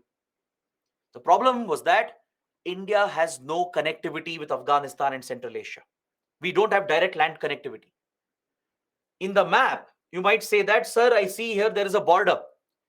There is a border here between India and Afghanistan. You are correct. We do have a border, but it's only on paper. It's only a theoretical border. This is called the Wakhan Corridor. It's a narrow stretch of Afghanistan, right, in the Hindu Kush range, in the Hindu Kush mountain range, which connects with the Gilgit-Baltistan region of India. This is Gilgit-Baltistan. So, as part of the former state of Jammu and Kashmir, as it existed in 1947, the whole state belongs to India. But on the ground, what has happened? Our neighbor Pakistan has captured this territory illegally from India. This territory of Jammu and Kashmir, that includes parts of Gilgit-Baltistan, is under the illegal occupation of Pakistan, and we call it POK, Pakistan Occupied Kashmir. Right? From Kashmir to Gilgit-Baltistan, this whole area has been captured by Pakistan illegally in 1947. Since then, we don't have access to Wakhan Corridor. Otherwise, let's say Pakistan had not done this, let's say the whole state of J&K belonged to India, then we would have shared a small boundary, a land boundary of around 96 kilometers over here. So through Gilgit-Baltistan, we could have directly connected with Wakhan Corridor, and thus with Afghanistan, and of course with Central Asia as well, with Tajikistan, Uzbekistan, and Turkmenistan. But this route is not available to us thanks to Pakistan, which has captured this territory, the POK region, the Gilgit-Baltistan region, and hence on the ground we don't share this boundary with Afghanistan. So this became a limitation on our relationship. The physical geography was limiting our ties with Afghanistan and Central Asia. So what did we do? We changed geography itself. We tried to change the geography itself. We worked with Iran to build a strategic port over here called the Chabahar port to bypass Pakistan, because Pakistan would never give us direct access.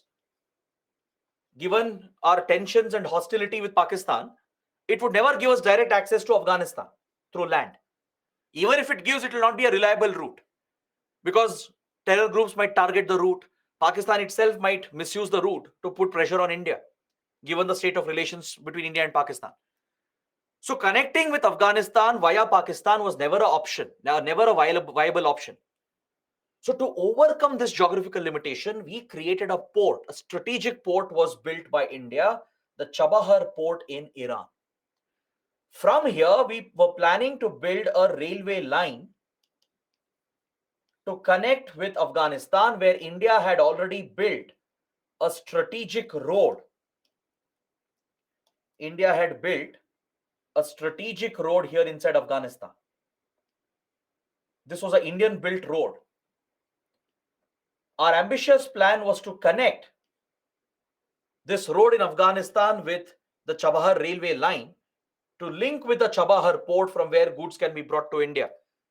Our ambition was to extend this route to Central Asia as well. Right? This was one of the plans of India to overcome the limitation. That is one way of overcoming the geographical hurdles, and that is called engaging in geopolitics. Similarly, human geography plays a role. Human geography, which is nothing but the demography of a place, plays a role in international relations.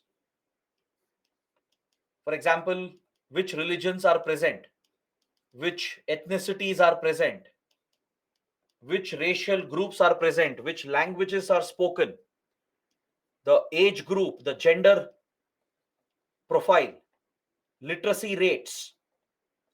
All these demographic factors, human geographical elements, also influence the international relations of a place. A country with a high literacy rate will continue to grow, and as the economy grows, its foreign policy will also be stronger, right? The majority groups, the majority religions, majority ethnic groups, racial groups, linguistic groups, and the minorities, the divisions between them also plays a role. In any country, right, there will be social divisions between majority and minority groups. So if there is large scale communal division, or if there is polarization on ethnic lines, like it happened in Sri Lanka, look at the Sri Lankan civil war, right? It's a direct result of human geography. The Sri Lankan civil war was a result of the oppression of the Tamil minorities by the Sinhala Buddhist majority. See what's happening in Myanmar, right? The radical Buddhists, they have oppressed the Rohingya Muslims who are in minority. So there are many examples to show that human geography plays a role in influencing the politics of a region and thus the international relations of a region. And countries can influence this. Other countries, they can play around physical geography and human geography, engage in geopolitics to achieve their national interests. Understood? So let's say US wants to interfere in Afghanistan. All right. US can work with some ethnic groups like Pashtuns. Pashtuns are a major ethnic group. If US wants to achieve certain interests in Afghanistan, it would try reaching out to Pashtun community, sponsor them, support them to achieve a certain national interest. So that is how countries engage in geopolitics. Geography plays a big role in international relations. You can work around it. You can leverage this in your foreign policy. Is that clear? So geopolitics is nothing but the study of the impact of geography, that is human physical geography, on the international relations of the place. You can engage in geopolitics through your foreign policy by working around the physical and human geography of a place. That is called geopolitics. Now, coming to the last point of this chapter, India's primary area of strategic interest. In our foreign policy, we have identified a given area and we call this our primary area of interest. Because see, India as a country has very limited resources. We have a limited budget, right? We have limited armed forces. We can't have a global area of interest like US. A major power like US or even China, they can have ambition of having a global area of interest.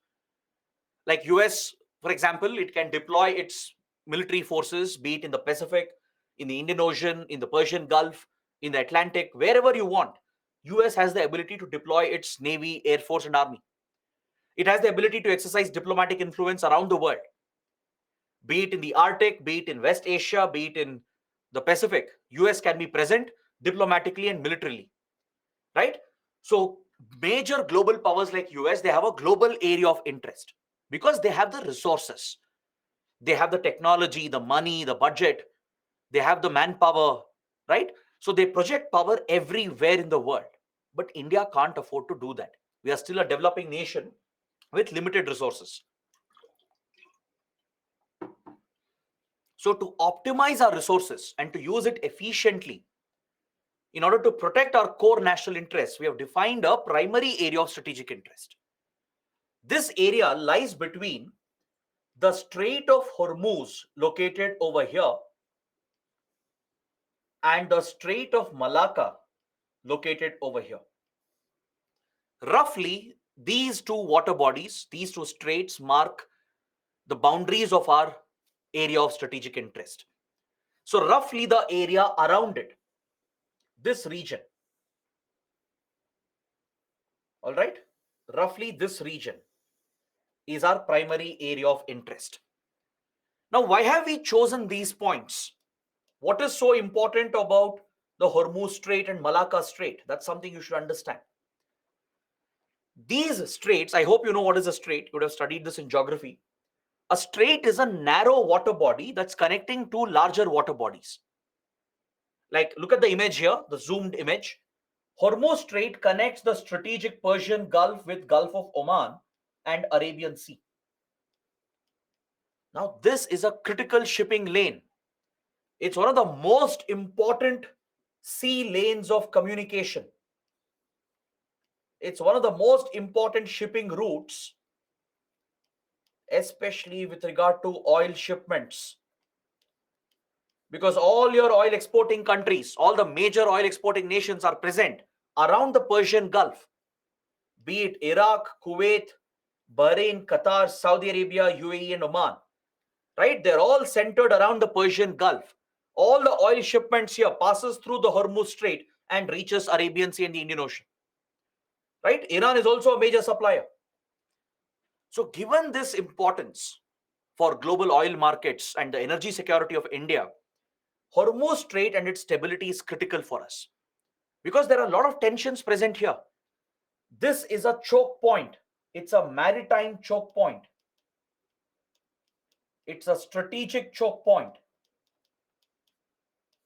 There are so many tensions here that it might result in a blockade of the strait. There are tensions between US and Iran, Israel and Iran. Until recently, there were very serious tensions between Saudi Arabia and Iran. There are many civil wars going on, conflicts going on. There are many terror groups present in this region. One conflict, one attack might result in the disruption of shipment through Hormuz Strait. Or some powerful navy, like American Navy or Saudi armed forces or Iranian forces, they might block the Hormuz Strait to put pressure on the other country. Any such blockade will destabilize India. It will disrupt oil shipments. Oil prices will shoot up. Our import prices will increase. It will destabilize our economy and bring our economy to a standstill. So we have a great deal of dependency on Hormuz Strait. Similarly, to the east of India, the Malacca Strait is critical for India. It connects the Indian Ocean with the Pacific. It's another important shipping route that connects Andaman Sea and Bay of Bengal with South China Sea and forms a connection between Indian Ocean and the Pacific Ocean. It's the most preferred shipping route that's present between Singapore and Indonesia. It's another strategic choke point.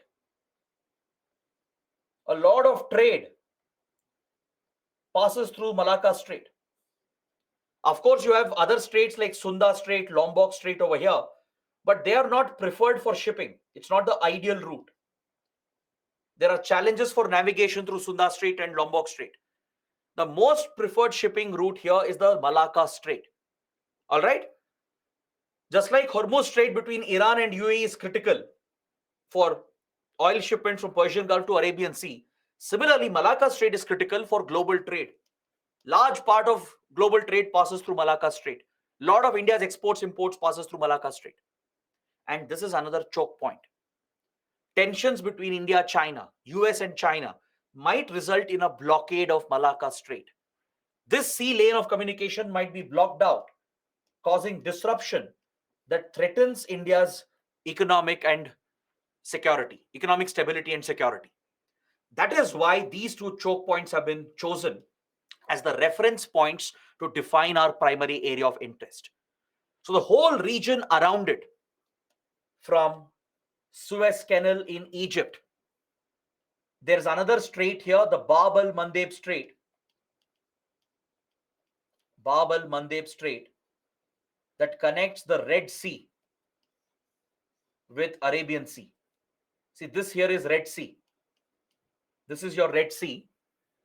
All right. Suez Canal connects Red Sea with Mediterranean Sea over here. All these are major shipping lanes. So Suez Canal in Egypt connects Mediterranean with the Red Sea. Red Sea is connected with the Arabian Sea over here through Bab el-Mandeb Strait. This is the Bab el-Mandeb Strait. Then the whole region here from South Africa to East Africa,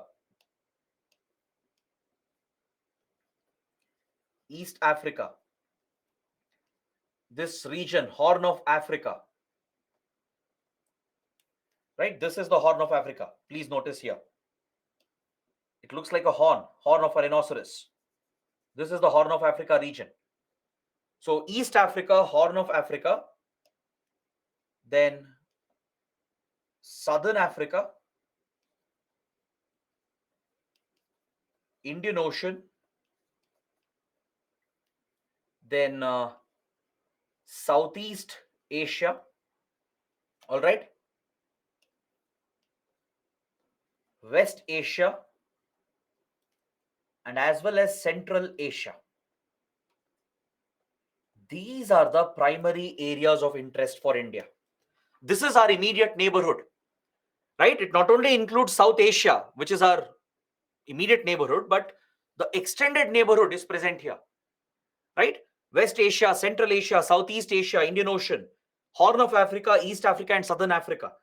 They are the key elements for Indian economy and its stability. We have historical ties with these regions, civilizational links with them. Today, our economy, our security is dependent on all these regions, which are part of our extended neighborhood. Roughly, it covers a diameter of around 2,000, 2,500 kilometers around India. Roughly. All right. So this block that you're seeing here, this is our primary area of interest. This is where Indian government agencies prioritize their resources and their budget.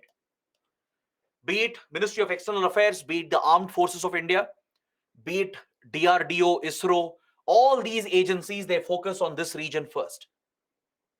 Right? In the satellites we develop, in the missiles that we develop, in the military modernization of India, the kind of aircraft carriers and vessels we procure, the submarines we procure, the aircrafts we procure, they're all procured keeping in mind the primary area of interest, which is between Hormuz Strait and Malacca Strait. Got it? This is the last key concept I wanted to explain as part of the first chapter. So this completes my detailed discussion. I hope you guys have liked it. Now I think we can take a short break. Let's take a 15 minutes break. It's almost 7:50. Let's come back at 8:05. All right, refresh yourselves, take a 15 minutes break, but please come back at sharp 8:05, because after the break, I'll be taking up the next chapter, India and its neighborhood. We'll be focusing on our relations with our neighboring countries. We'll pick countries one by one. All right. First, I'll give you a basic overview about South Asia, where India is located. We'll just have a small discussion on our neighborhood, where India is located. Then we'll start with our relations with our neighboring countries. Right? So I'll see you back at 8:05 in 15 minutes. I'll take some questions as well. Got it? So let's meet at 8:05 and continue the discussion.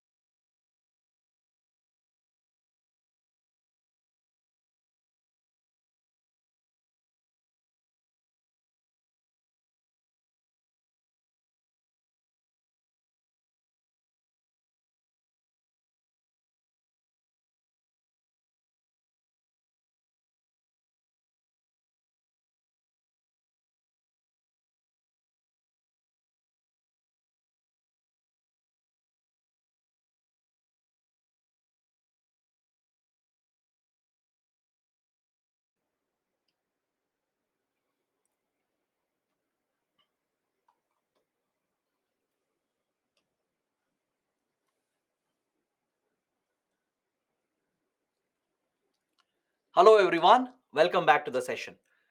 So now that we have completed one chapter, the basic introductory chapter, let me take up all your questions and doubts for a few minutes, and then we'll start with the next chapter, that is India and its neighborhood. So let's look at the questions first. Aditi is asking, why do we care about non-citizens of India who are part of the diaspora? As I explained, whether they are Indian citizens or not doesn't matter. They are people of Indian origin. They're connected to India. There is a cultural, civilizational connect they share with India. And please don't forget, they are contributing to our country. If you're asking why we care about the Indian community, even if they are not Indian citizens, it's because they're contributing to our diplomacy. They're acting as our cultural ambassadors, as I told you.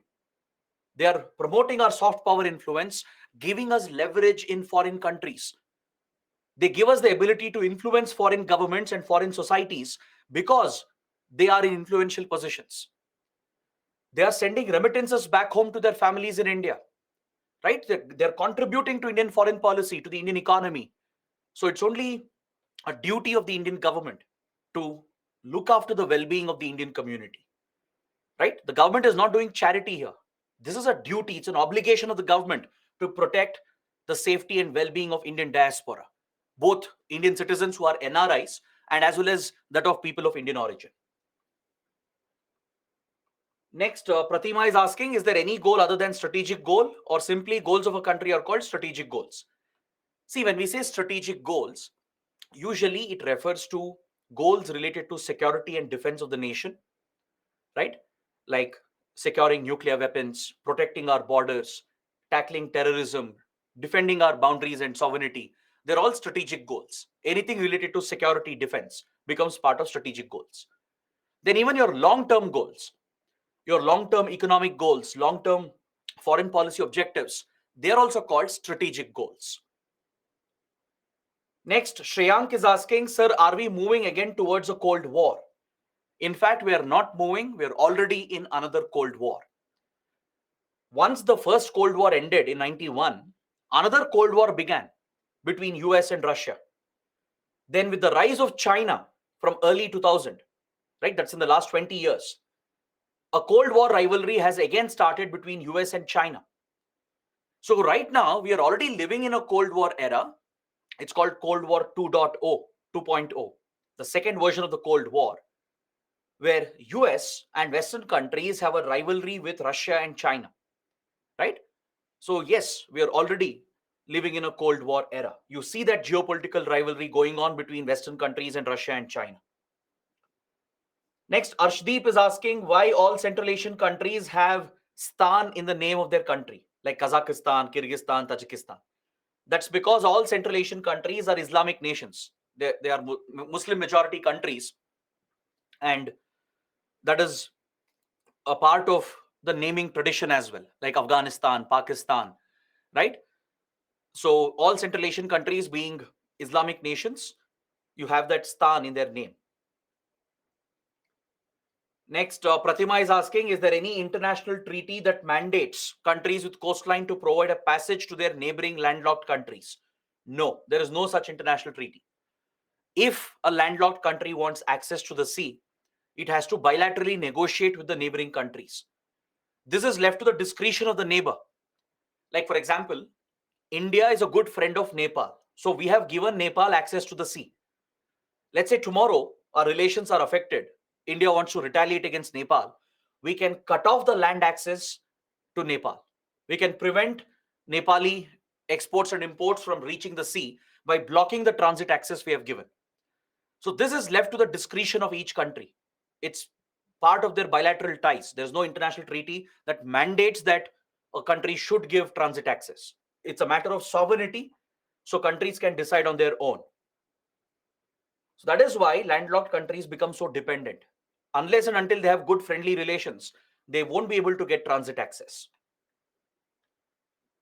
Next, Neha is asking, sir, if in interview, if it is asked, how will you secure permanent seat for India in UN Security Council? How can we justify the statement as an IFS officer? See, you are jumping ahead. Don't worry, I will address this topic. We will come to UN reforms In a later class, we will study UN reforms in detail.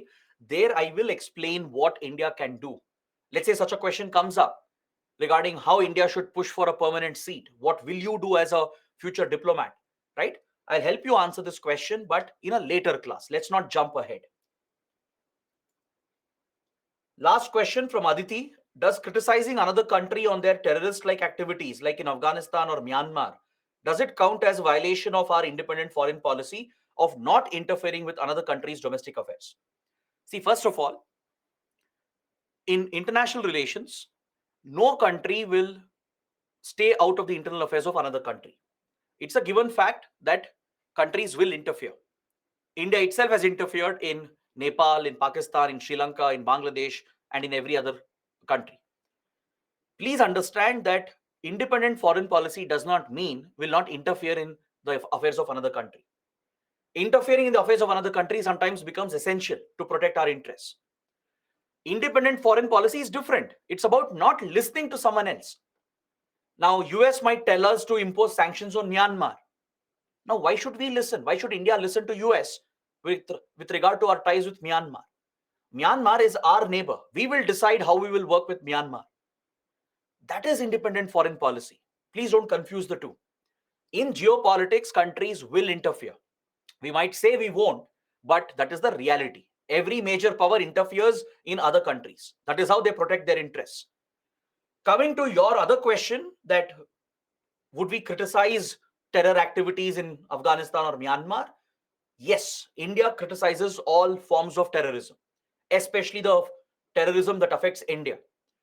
So terrorism present in Afghanistan, the instability in Myanmar does affect India. For example, the current crisis in Myanmar, the political security crisis in Myanmar, has a connection with the ethnic violence you have seen in Manipur. The two are connected. So obviously, we are concerned about the developments in Myanmar. We will express a position, a stand on that.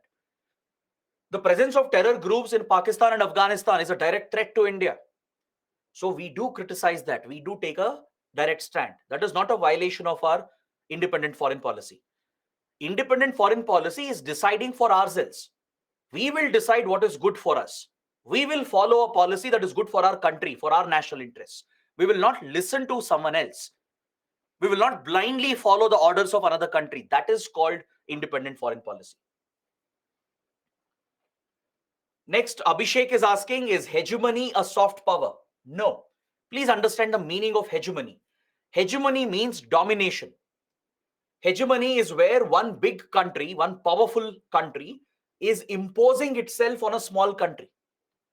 Like US being a global power, imposing itself on small countries. Or sometimes India imposing itself on small neighboring countries. That is called hegemony. Hegemony, the word itself, means it's by force. You're dominating over another country, forcing another country to change their behavior. So that it can't be soft power, right? So hegemony is about domination, forcing others. It can't be soft power. Adarsh is asking, as all nations follow their own interests all the time, how do countries cooperate with each other? See, countries will cooperate with each other when they have common interests. See, every country, they do follow their national interests all the time. That is how it should be. Nothing wrong with that. As I told you, international relations is a little selfish, right? Countries look after their own self. I wouldn't say selfish. Even selfish is the wrong word. I would say countries are looking after their own self-interest. Nothing wrong with that. We all do that, right? At an individual level, all of us, we look after our self-interest first. Our family's interests, our society's interests, our community's interests, our country's interests. The same happens here as well. So when countries are looking after their self-interest, doesn't mean they can't cooperate. We can cooperate when you have common interests. Like, for example, India, Bangladesh have a common interest. We both benefit by connecting our countries, by connecting our roadways, railway lines, and water networks. Both India, Bangladesh will benefit economically. So it will serve the self-interest of both India and Bangladesh. So we will cooperate. We will sign a trade agreement with Australia, UAE, or another country to boost the trade between the two countries. It will benefit both the countries. That's a common interest. We will work with US in the defense domain, in the technology domain, because both the countries will benefit. So when you have common interests, those are the countries which align together. Those are the countries that work together. So it doesn't mean that when countries are following self-national interests, they don't cooperate at all. They do cooperate. That's what friendships are all about. Friendships are built on common interests. All right. So guys, these are the questions. We have spent a good 10 minutes on it. Now let's get back to the discussion. Let's start with the next chapter. In the next chapter, I'll be starting with the region-based approach, as I mentioned at the beginning. We'll be starting with South Asia, where India is located. This is India's neighborhood. This is where India is geographically located, and we share land and maritime borders with our immediate neighbors. So in this chapter, we will thoroughly examine our ties with our neighboring countries in detail. We will spend a lot of time on this region. This is the most important topic to understand India's foreign policy. In this chapter, we'll not only cover our relations with our neighbors, we will be covering many related topics as well. Is that clear? So we will study our ties with Pakistan, Afghanistan, China, Nepal, Bhutan, Bangladesh, Sri Lanka, and Maldives. These are the 8 neighboring countries of India. Got it? Yes, even Afghanistan is a neighbor of India because we claim the whole state of Jammu and Kashmir as it existed in 1947. That is the correct position of India. It is Pakistan which has illegally occupied our territory. That is why we don't have a border with Afghanistan on the ground in reality. But to justify our position, our claim over the occupied areas, we should continue claiming that we have a boundary with Afghanistan. We share a border with Afghanistan. That's why if you look at the official map of India, if you look at government documents, if you look at India yearbook, you will notice that the government says India has a 96-kilometer border with Afghanistan near Wakhan corridor. It means that we are claiming this territory that Pakistan has occupied. Pakistan has illegally occupied these territories from India. So, technically speaking, and from India's point of view, Afghanistan is a neighbor of India. Right? On the ground, we may not have a direct boundary. Right? This whole area, Pakistan has occupied it. We can't connect with Afghanistan directly. But we still claim Afghanistan is a neighbor because that is how we justify our claims over the occupied areas of Kashmir. So all these 8 countries will be covered in detail. Now, before I continue, I want to explain one very important point. Today, if you look at South Asia and the geopolitics of South Asia, you will notice that the region is very volatile. There are a lot of tensions, disputes, and divisions. Across South Asia, there is large-scale communal polarization on religious lines. There is a strong religious divide in the region. Right? In Pakistan, in Bangladesh, in India as well. There is a strong communal divide. There are ethnic divisions in Sri Lanka, in Myanmar. Myanmar is also our neighboring country. Please don't forget. Myanmar is not a South Asian country. It's a Southeast Asian country. Is that clear?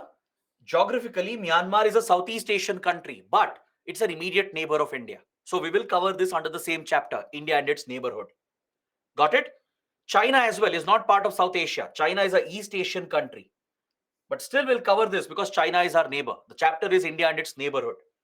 So with focus on South Asia, we'll cover all the neighboring countries. And the first thing we notice here in this region is that the region is volatile, filled with tensions, disputes, divisions, and conflict. The region has a history of conflict and wars. The region is devastated by terrorism, insurgency. Even economically, the region is affected by poverty, poor development, and lack of connectivity. There is very little connectivity between these countries.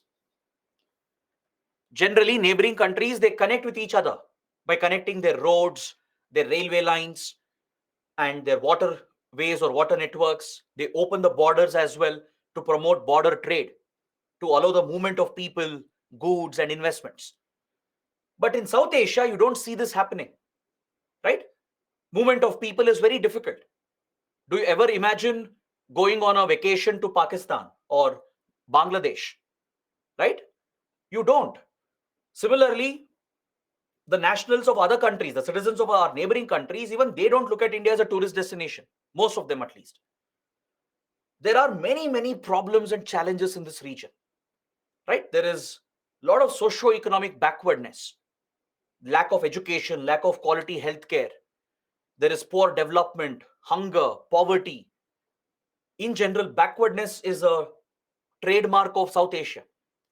It's one of the most unstable, volatile regions in the world.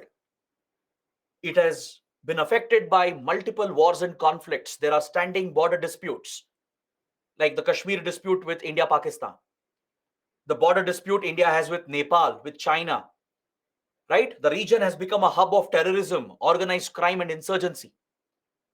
From Afghanistan to Myanmar, from India to Sri Lanka, there have been many violent armed groups, insurgent terror organizations that have operated, which still continue to operate.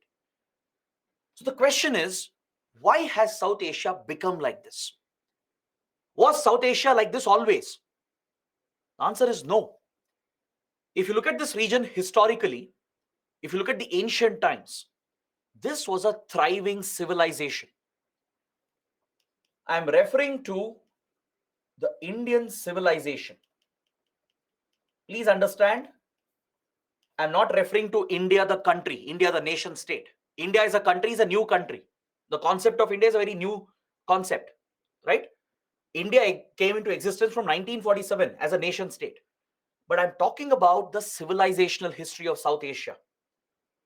This whole region that you're seeing here, from Afghanistan till Sri Lanka, from Myanmar till the Indian Ocean, this whole region was part of one thriving civilization. Just like the Greeks, the Romans, the Egyptians, the Chinese civilization, and other major civilizations of the world, the Indian civilization, which has its roots in the Indus Valley, right, has always been a progressive and a thriving civilization. You look at our rich history, our history of 4,000 years. There have been many empires, kingdoms that have ruled across the subcontinent, right? From the Mauryas to Guptas, the Mughals, the Sultanates, other smaller kingdoms like, let's say, Vijayanagara Empire, the Travancore Kingdom, the Marathas, and many others. Despite being ruled by different kingdoms and empires, the region as a whole was part of one civilization. Even today, you find the common traits which actually connect us. Even today, we actually have strong cultural and people-to-people relations, right? Racially, we all look the same. Indians, Pakistanis, Bangladeshis, Sri Lankans, Nepalis, pretty much we all look the same. We all pretty much eat the same food, celebrate pretty much the same festivals, play the same sports. So culturally, we are still very, very similar, but still we are very separated. We are divided. Correct? There are many documents, historical documents, to show that this was a thriving civilization at one point, which was part of one thriving progressive civilization. A lot of advancements happened here. There were advancements in art and culture, in governance, administration, in economic prosperity, right? Indian civilization was a self-sustaining civilization. But from such a rich region, from such a rich civilization, today we have been reduced to an unstable region, a volatile, backward region filled with conflicts, disputes, wars, and terrorism, filled with divisions between religions, divisions between castes, ethnic groups, linguistic groups. So what could be responsible for this? Is there any factor which has contributed to the divisions you have today in South Asia? If you try to find an answer to this question, you will notice that there is one common answer. There is one factor which is seen as the root of all these problems. It is the colonial blunders that were committed under colonial rule. I want you guys to understand this very, very clearly. See, since ancient medieval times, this Indian civilization, even though it had its own internal divisions, it was never divided internally on a large scale. Of course, different religions have thrived here. You have your non-Abrahamic faiths that took root here, like Hinduism, Sikhism, Jainism, Buddhism. Then Abrahamic faiths entered, right, with foreign conquests and invasions. Islam, Christianity, later Judaism, Zoroastrianism all entered India, and multiple religions have thrived here. That is the beauty of the Indian civilization. It's been a very tolerant, diverse civilization, right? Diversity is the inherent feature and strength of the Indian civilization, and even today, the strength of Indian democracy is its diversity. It's the secularism of the Indian society, which is the strength of the country. But historically, of course, there would be divisions on all these lines, all these social lines. But these were never large-scale divisions. There were divisions between Hindus and Muslims, divisions between Hindus and Buddhists, caste-based division between the upper caste and the Dalits. Different regional divisions were there. But still, the civilization was one whole, having a common culture, common traits, common interests that bound them together. But this was permanently destroyed by colonial rule. By almost 3-4 centuries of colonial rule, right? Beginning with the Portuguese, then the Dutch, the French, and finally the British, especially the British rule. It's the British rule which destroyed the subcontinent, because they adopted the policy of divide and rule to continue their domination over the colony. India was their prized asset, right? The Indian colony that stretched across this region was their biggest asset. This is what powered their industrial revolution. They looted raw materials from India. They destroyed India's agricultural system. They destroyed our native economy, destroyed handicrafts, cottage industries. India was a thriving, self-sufficient economy, one of the top exporters since ancient medieval times. From that position, we were devastated and destroyed to become a dependent, which was dependent on imports from Europe, imports from Britain. They would loot raw materials and resources from India, power their growth, their technological industrial growth in Europe, dump the goods on the Indian market. India thus became a dependent country. Our agriculture was destroyed. Our industrial society was destroyed. Since ancient medieval times, Indian civilization has been an industrial society, a self-sustaining society. This was destroyed by the British. The economy was destroyed. The pride of India was hurt. The Indian identity, the civilizational identity was hurt. Different communities were targeted, be it Hindus or Muslims or tribes, the Dalits. No one was spared by the British rule. And their only agenda was to continue their domination over the colony, especially after 1857. After the first war of Indian independence, they realized that if different communities united in their freedom struggle, then Britain could no longer rule India. They would lose their prized colony. So after 1857, the British cultivated a deliberate policy of divide and rule to drive divisions, to exploit the social divisions, to create internal fighting. They divided Hindus and Muslims on religious lines. They promoted communal polarization as a matter of policy. They would encourage radical elements on all the sides. They divided the Sinhalas and Tamils in Sri Lanka. They played a direct role in the communalization of India, Pakistan, and Bangladesh. Today, if you find strong communal divisions in India, Pakistan, and Bangladesh, it's because of colonial policy of divide and rule, where they divided the Hindu-Muslim communities. The border disputes you have, the wars which have happened, the terrorism that you see here, they all trace back to colonial origin, the colonial blunders that were committed. Is that clear? Now, this is a key point, a very important analysis that I want you guys to understand before I start with the chapter. Because in the next topic, right, we'll start with bilateral relations. I'll pick one neighboring country after the other, like Nepal, then Bhutan and others, and we'll discuss all the neighboring countries. In every chapter, you will notice that the major issues and conflicts of today, they're all of colonial origin. Be it the Kashmir dispute that we have with Pakistan, the border dispute with China, the issues we have with Nepal, the issue of terrorism and communal divisions, problems in Myanmar, problems in Sri Lanka, problems in Bangladesh, they all have a common root, which is the disastrous policies of British rule in India. Is that clear? You will see this pattern throughout this discussion, throughout this chapter. All right? So that is the introduction I wanted to give. With this, we can start with the first bilateral relation of India with our neighbor Nepal. I'll be starting with the Himalayan countries. Let us look at the Himalayan states, that is Nepal and Bhutan. Today and tomorrow, we are going to understand India's relations with these two important Himalayan states, that is Nepal and Bhutan.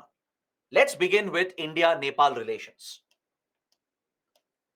Now, I want you guys to concentrate. I hope all of you have kept a book, writing down some key points as short notes. Also, keep an atlas with you, right? If not today, at least by tomorrow, try to get an atlas or even use Google Maps if you're comfortable with it. Because maps are very, very important in international relations. Geopolitics, we just studied, it's all about geography. To understand the history of a place, the politics of a place, the economy of a place, geography is everything. All right? So in every chapter, I'll be using a lot of maps. I'll be marking some key locations. All of this is very important for your prelims and even for your general understanding. You'll not get a deeper understanding of the topic without being strong in map reading. So please focus on this. Let's start with the strategic location of Nepal. As far as India is concerned, Nepal, even though it's a small country, right? It's a strategic country for us because of its geographical location. As I mentioned, it's a Himalayan state. And you can see here in the map, it is sandwiched between the two major Asian powers, India and China. That is why Nepal occupies a strategic location. Is that clear? It is sandwiched between India and China. Now, please note down the Indian states that share the international border with Nepal. This again is important for your prelims. UPSC might ask a prelims question. Which of the following states share borders with Nepal? Similarly, for all neighboring countries, you should prepare. You should know the neighboring states, the border states of India, which share the international boundary with our neighbors like Pakistan, Bhutan, Bangladesh, Myanmar, and China and Nepal. All right? Please look at the map. The border states with Nepal are Uttarakhand, Uttar Pradesh, Bihar, West Bengal, and Sikkim. These are the Indian states sharing a direct land border with Nepal. To the north of Nepal, you have Tibet. This here is Tibet, which was annexed by China, occupied by China in 1950. Until 1950, Tibet was an independent kingdom. This Himalayan kingdom was annexed and occupied by China forcefully in the year 1950. So basically, overnight, China became a neighbor of Nepal, India, Sikkim, and even Bhutan. This is a very important part of history. Otherwise, without the annexation of Tibet, China wouldn't have been our neighbor. China was a remote East Asian country. Mainland China was far away from India. But when People's Republic of China was established, the PRC, under the Communist Party, right? It was established in 1949. Immediately after its establishment, the PRC, the People's Republic of China, as it's officially known, it started displaying expansionist behavior. It became an aggressive power. It showed tendency to expand its territory by occupying others' territories. And China expanded its territory by annexing Tibet and even Xinjiang. That is how China became a neighbor, a Himalayan neighbor for India, Nepal, Sikkim, and Bhutan. Please understand, Sikkim was an independent country as well before it merged with India. Sikkim joined India much later in 1975. Until then, it was a protectorate state of India, right? You'll study this in modern history and in polity as well. So Sikkim was an independent kingdom that later merged with India in 1975. Until then, it was just a protectorate state of India. So these Himalayan states you see here, all these Himalayan kingdoms, they were all monarchies. Bhutan, Nepal, Sikkim, they were all monarchies. These three Himalayan states, they felt threatened. They got worried when China annexed Tibet. If China could occupy a large kingdom like Tibet, Tibet was a very large kingdom. If Tibet could be annexed, then Nepal, Sikkim, and Bhutan didn't stand a chance in front of China. So all these Himalayan states were alarmed. They were worried when China annexed Tibet in 1950. India also had similar concerns. India got worried, India got concerned regarding the expansionist behavior of China. China was clearly becoming an aggressive expansionist power, and India saw China as a threat because now China had become our neighbor by occupying Tibet. From Ladakh to Arunachal Pradesh, we would share a boundary. This boundary was with Tibet before, but now that China occupied Tibet, it became the India-China border, right? So India also had similar concerns about Chinese intentions. Nepal, Sikkim, and Bhutan also had similar concerns about Chinese intentions. This is what drove these countries together. They all sought India's help and support. Nepal, Bhutan, and Sikkim, which was also an independent protectorate state. They all perceived a common threat from Chinese aggression, and they sought India's help and assistance, particularly to defend their territory. Because they couldn't stand up against Chinese aggression. They knew they didn't have the resources. But India was a large power, a large country, right? So they sought India's protection, India's support, especially in the field of defense and strategic ties. So from 1949-1950, India has cultivated these countries as the buffer states of India.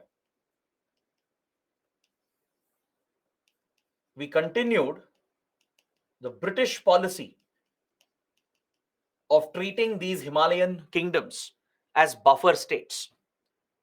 What do you mean by a buffer? Buffer is like a cushion, like a extra protection. Like Food Corporation of India maintains a buffer stock, right? It maintains an extra stock to manage supplies, manage prices of food grains. That acts like a cushion to deal with any emergency, to deal with any shortage. Similarly, in geopolitics, right? Buffer states, they act like a barrier. They act like a cushion to absorb any external impact. Back in 1800s, Britain perceived a threat from Russia to the Indian colony. Is that clear? Back in the 1800s, for Britain, India was their prized asset, their biggest colony, biggest resource. So Britain had reasons to believe that Russia might threaten Britain's control over India from the north.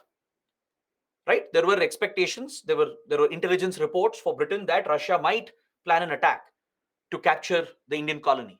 Right? Based on this threat, Britain decided to create buffers to the north of India. That is towards the Himalayan belt, where the geography is already complicated because of the Himalayan terrain. Britain decided to develop all the kingdoms as independent buffer states. That's why Britain never occupied these kingdoms. That's why Tibet, Nepal, Bhutan, Sikkim, they were never part of British India. Right? Even Ladakh, the princely state of Ladakh, they were all kept independent by the British. Even though they had defeated them, right? They signed agreements with all the kingdoms. be it with the Nepali kingdom, the Bhutanese kingdom, the Tibetan kingdom. They signed agreements with them, gave them autonomy, gave them independence in return for loyalty. So these kingdoms could act like a buffer for British India against any possible Russian threat from the north. That was the buffer strategy of Britain, right? To protect the Indian colony, these Himalayan kingdoms, they were cultivated as buffer states back in 1800s. They were given their autonomy, given their independence. Britain never occupied them, but in return for loyalty and protection. So they could act as a barrier, as an outside barrier. Now, after independence, India continued the buffer strategy. We continue to cultivate Nepal, Sikkim, Bhutan as buffer states for India, but this time threat was not from Russia. The threat was from China. The rising expansionism and its aggressive behavior of China became a threat for India. All the small Himalayan kingdoms, they ran to India for help and protection because they feared Chinese aggression.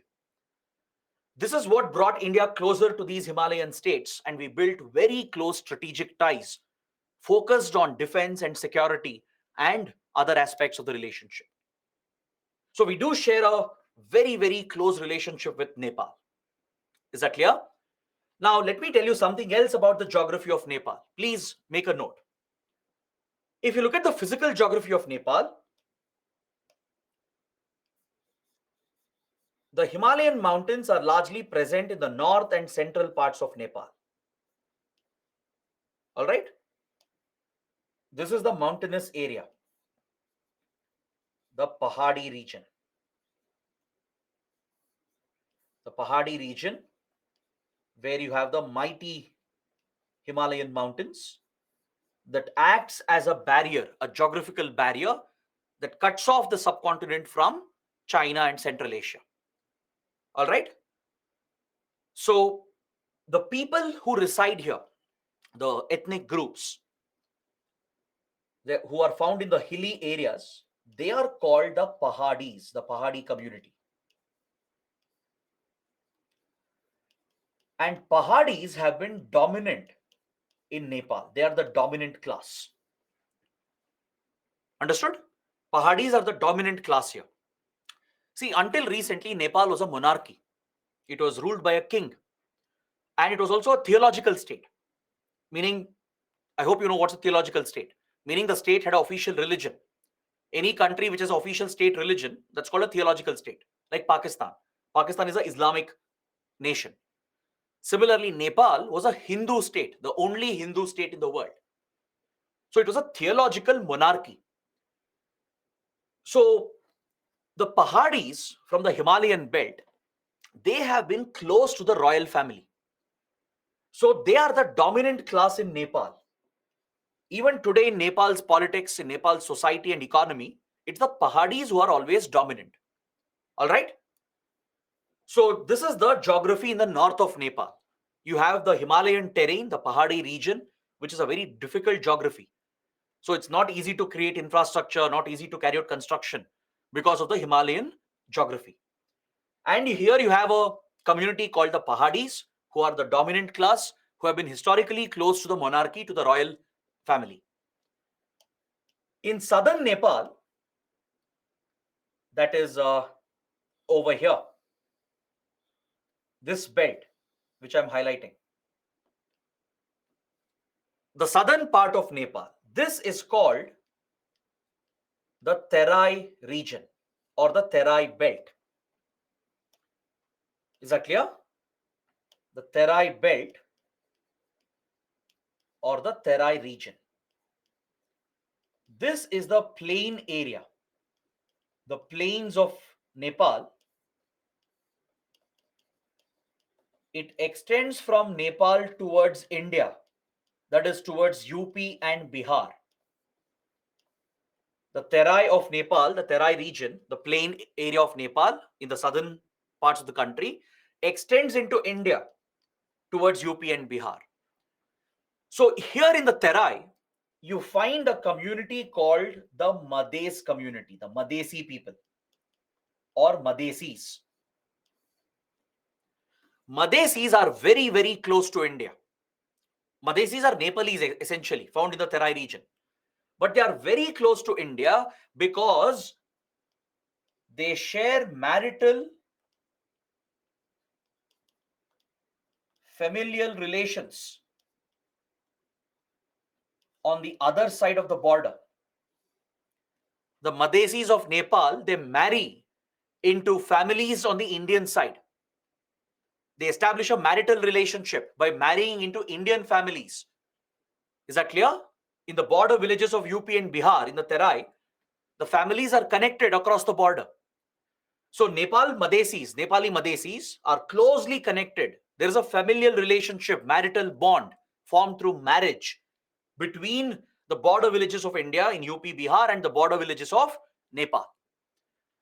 So Madhesis are a common connection for us. But Madhesis have always felt oppressed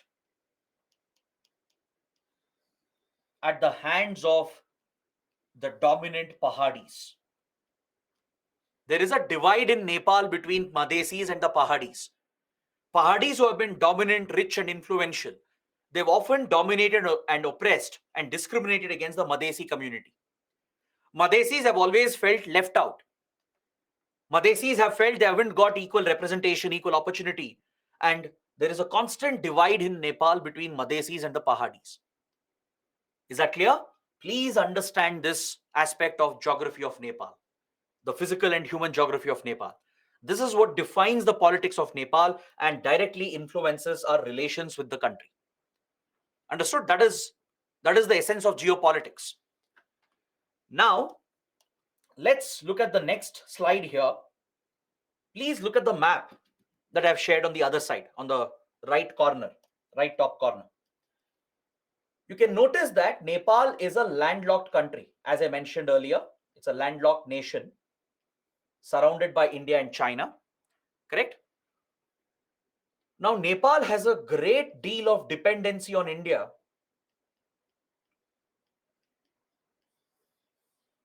primarily for economic reasons. It has a lot of economic dependency on India. So India has recognized this dependency of Nepal, and in order to cultivate good relations, we have given sea access to Nepal. That is, Nepali goods can pass via Indian territory. Nepali traders, they can make use of Indian territory from across the border. They can carry their goods through Indian territory to the ports of India located on the east coast, like Kolkata, Paradip, Vishakhapatnam. These eastern ports of India, they have been opened for Nepal. We have given them transit access via Indian territory, Indian land, and they can use the Indian ports to trade with rest of the world. Is that clear? So Nepal's economy is heavily dependent on India. Even essential supplies are largely sent from India. Nepal has a very limited economy. It's a very poor country. It's a backward country as well.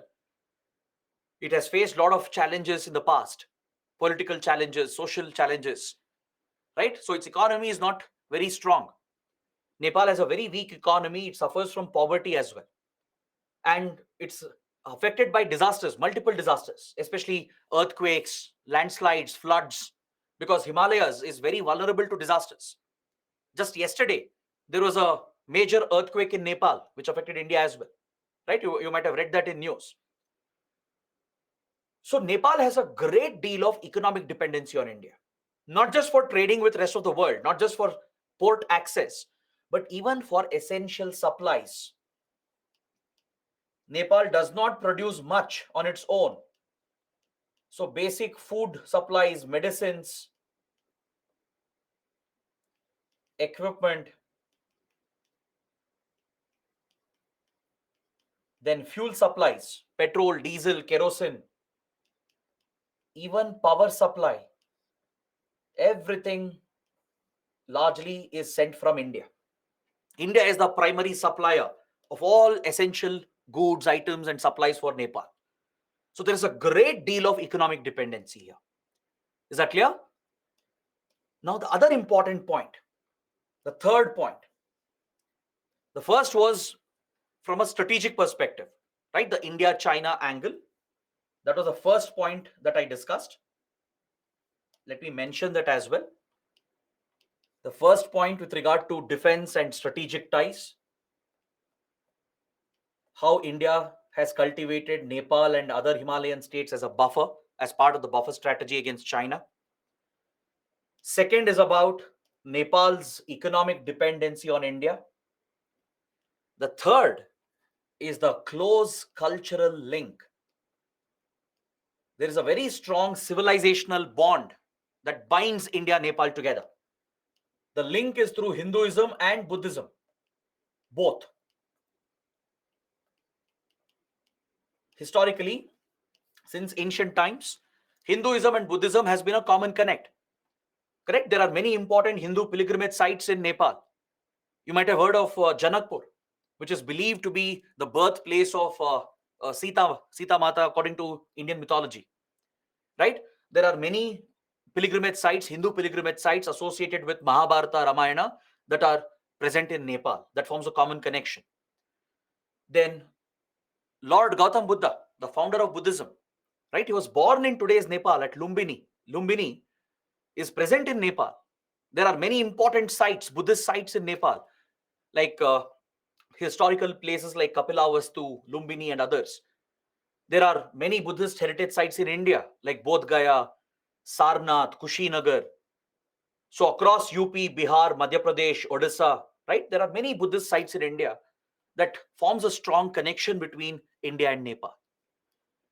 So through Hinduism and Buddhism, the people of two countries have been very closely linked and connected since historical times. This people-to-people relationship, it predates the nation state of India and Nepal. Even before India and Nepal were created, much before that, hundreds of years ago, this close cultural and civilizational bond and link existed between the people of both the sides. Is that clear? So given these connections, it was very essential to build a strong relationship. And that is why India and Nepal have established a system of open borders. This is one unique aspect about the relationship. India and Nepal have fully open borders. This is the only open border of India. Now, what do you mean by an open border? I'm sure many of you may not know this. An open border means there are no border controls. When you try to cross the border to another country, you'll always have border controls. There will be security forces guarding the border. There will be immigration checks at ports of entry, like airports, seaports, and land ports. Only those who have a valid visa issued by the other country, only they are allowed entry into the other country. Now, let's say you want to go to US to study or as a tourist. You think US will simply allow you inside their country? No, they won't, because there is a hard border between India and US.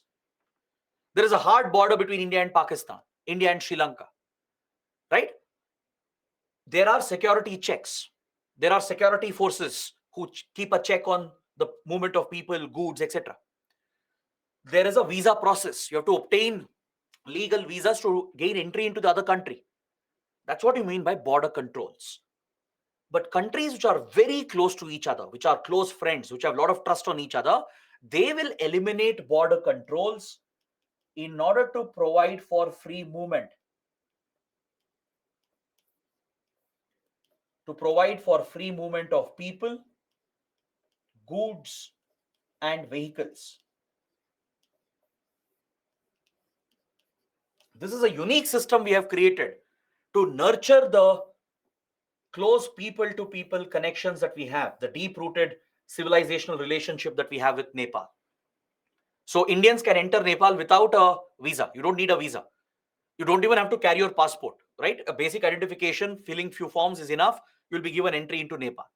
Similarly, Nepalis can enter India without a visa. We don't have hard border controls. Even the security forces, they are under restrictions. They can't carry heavy weapons. The border guarding force, they can't carry heavy weaponry. They are prohibited from opening fire. That is how you create a free movement regime. Is that clear? So we have created such a system of open borders with Nepal. The main reason is to facilitate this economic, strategic, cultural relationship. Since Nepal has so much dependency on India, lot of goods are sent from India. Lot of vehicles keep moving between the two countries. If there are hard border controls, it will delay the movement of goods. It will increase the cost of transportation. And Nepal is going to suffer as it's a small country. And if hard borders are created, it will affect the movement of people. It will affect the cultural ties, the familial relations, the business relations. It will affect the movement of tourists, businessmen, investors, and as a result, economic and cultural ties will take a hit. That is why we have not created a hard border. We have created an open border system to facilitate this unique relationship. Is that clear? Now, do you know of any such region, or do you know any example where such open borders exist in the world? Can you let me know in the comments? Are you aware of any such open border system anywhere in the world? Very good. European Union is the perfect example. The European Union also has an open border system. Have you heard of the Schengen visa? Right?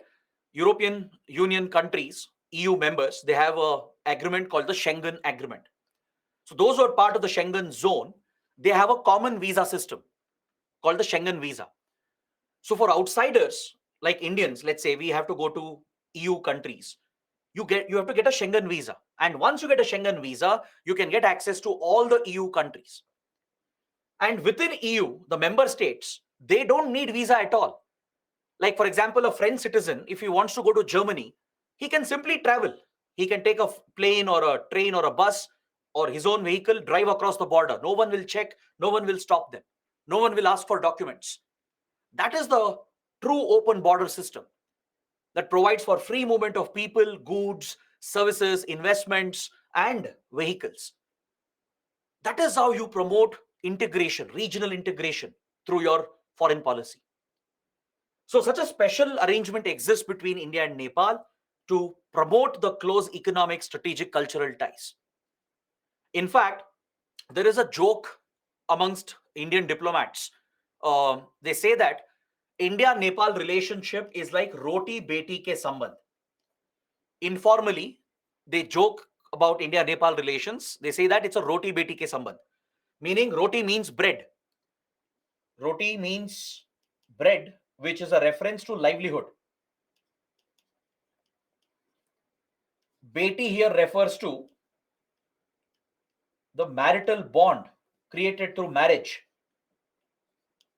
where Madesi men from Nepal marry girls from Indian villages from UP and Bihar in the Terai belt. Right? It shows that Nepalis are dependent on India for their education, for their jobs, for their livelihood. You see that many Nepali students are settled in Indian cities, studying in Indian colleges, Indian universities. They can even compete in our government exams, including your UPSC exam. Indian Army has a dedicated regiment, the Gorkha regiment, where Nepali Gorkhas are given preference. Right? In various government examinations held by the government of India, Nepali nationals are eligible. We have given national treatment. We have extended national treatment to each other, to the citizens of both countries. In almost every major Indian city, town, Nepali workers can be found. Right?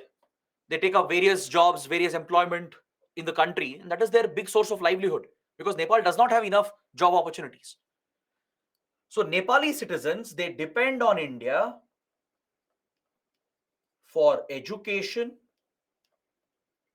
and as well as for jobs and livelihood.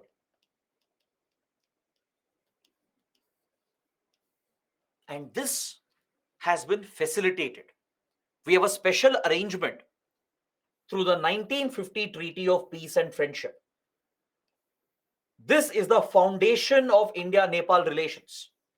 The India-Nepal relations were cemented in 1950 with the signing of this historic treaty.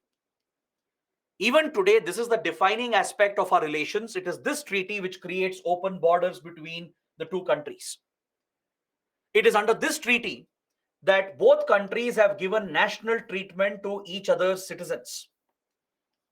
Meaning, Indian citizens will be treated like Nepali citizens inside Nepal, and vice versa. India promises to treat Nepali citizens as our own citizens in terms of residency, employment, trade, education, for ownership of businesses, etc.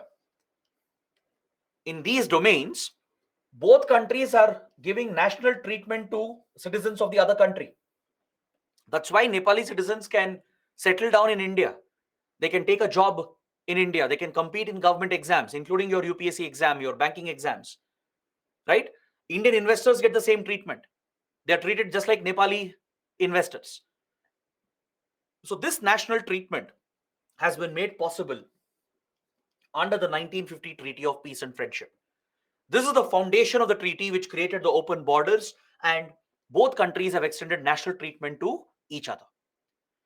Under the treaty, there is a provision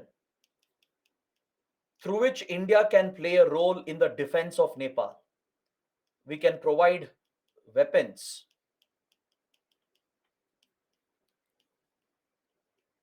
and play a role in the security of Nepal. In fact, there was a point where Indian troops were stationed in Nepal back in 1960s, right? When Nepal was threatened by China, when Nepal faced a threat from China, Indian troops were present. We would provide them military training, supply weapons to them. We would even jointly patrol the border between Nepal and China. So close military relations have formed. Both sides have promised under the treaty to respect each other's sovereignty, each other's territorial integrity. They have agreed to open up their borders. They have agreed to give each other national treatment. So this treaty is the foundation of this relationship. Is that clear? Now, before I proceed any further, does anyone know which is the border guarding force of India that is responsible for protecting this border with Nepal? We have deployed a specific force. A specific border guarding force is deployed here. Do you know which force is it? Some are saying BSF, ITBP, both are incorrect. Hariom and Naman, only two of them, and Kamlesh, Shubhajit, Akanksha, only these students have got the right answer. The border guarding force is SSB, the Sashastra Seema Bal. SSB is the designated border guarding force from India to protect the India-Nepal border. They are restricted from carrying heavy weapons and opening fire, but it is their responsibility to deal with all the security threats and maintain the stability and security of this sensitive border. All right. So now that you know what is the basis of India-Nepal relations, let us proceed with the discussion. Let's look at the other aspects of the relationship, especially the modern relations that have developed between India and Nepal. Now, before I start talking about the recent developments of the last 20 years, I want you guys to have a basic overview of the historical relations. As I mentioned, Nepal was a theological monarchy from 1947 to 2006. That is from India's independence. I'm taking India's independence as a reference point because Nepal's independence predates that. It was always an independent kingdom even under the British. The British never annexed Nepal, right? So Nepal had maintained its independence, and since India became independent, both countries established very close, friendly relations. India was very close to the monarchy. The Rana dynasty, the Rana clan was the royal family which ruled Nepal, the Nepali kingdom, right? And it was a Hindu state, a theological state. So there was no democracy as such. It was not a constitutional democracy. It was not a secular republican state as such. It was a theological monarchy. So India was very close to Nepal. The Treaty of 1950 formed the basis, the foundation, and we provided a lot of economic assistance. From 1950s, 1960s itself, we took up many projects in Nepal. We funded many projects. We gave them military training, supplied weapons, right? And India became the key supplier of all essential items. So because of Nepal's dependency on India and the close cultural links, strong relations developed, and this remained for a very long time. Both sides trusted each other a lot. There was a lot of faith in the relationship. But for the first time, it was disrupted in 1975. In 1975, there was a disruption when Sikkim merged with India. It was alleged that the merger of Sikkim was forced by India. All right, we need not go into the details. It's all part of the historical background. The additional notes will cover these points, these factual historical points. It's not too relevant in today's context, but you should just have an idea regarding this. So when Sikkim merged with India in 1975, it was alleged that India had played a role. India had interfered in Sikkim. India had destabilized Sikkim, forcing the merger of the Chogyal dynasty into India. The Chogyal dynasty was ruling over Sikkim. The allegation was India's intelligence agency, RAW, the Research and Analysis Wing, which is India's foreign intelligence agency, was allegedly blamed for destabilizing the Chogyal kingdom that forced the Sikkim's merger with India. This was the allegation. India has denied it.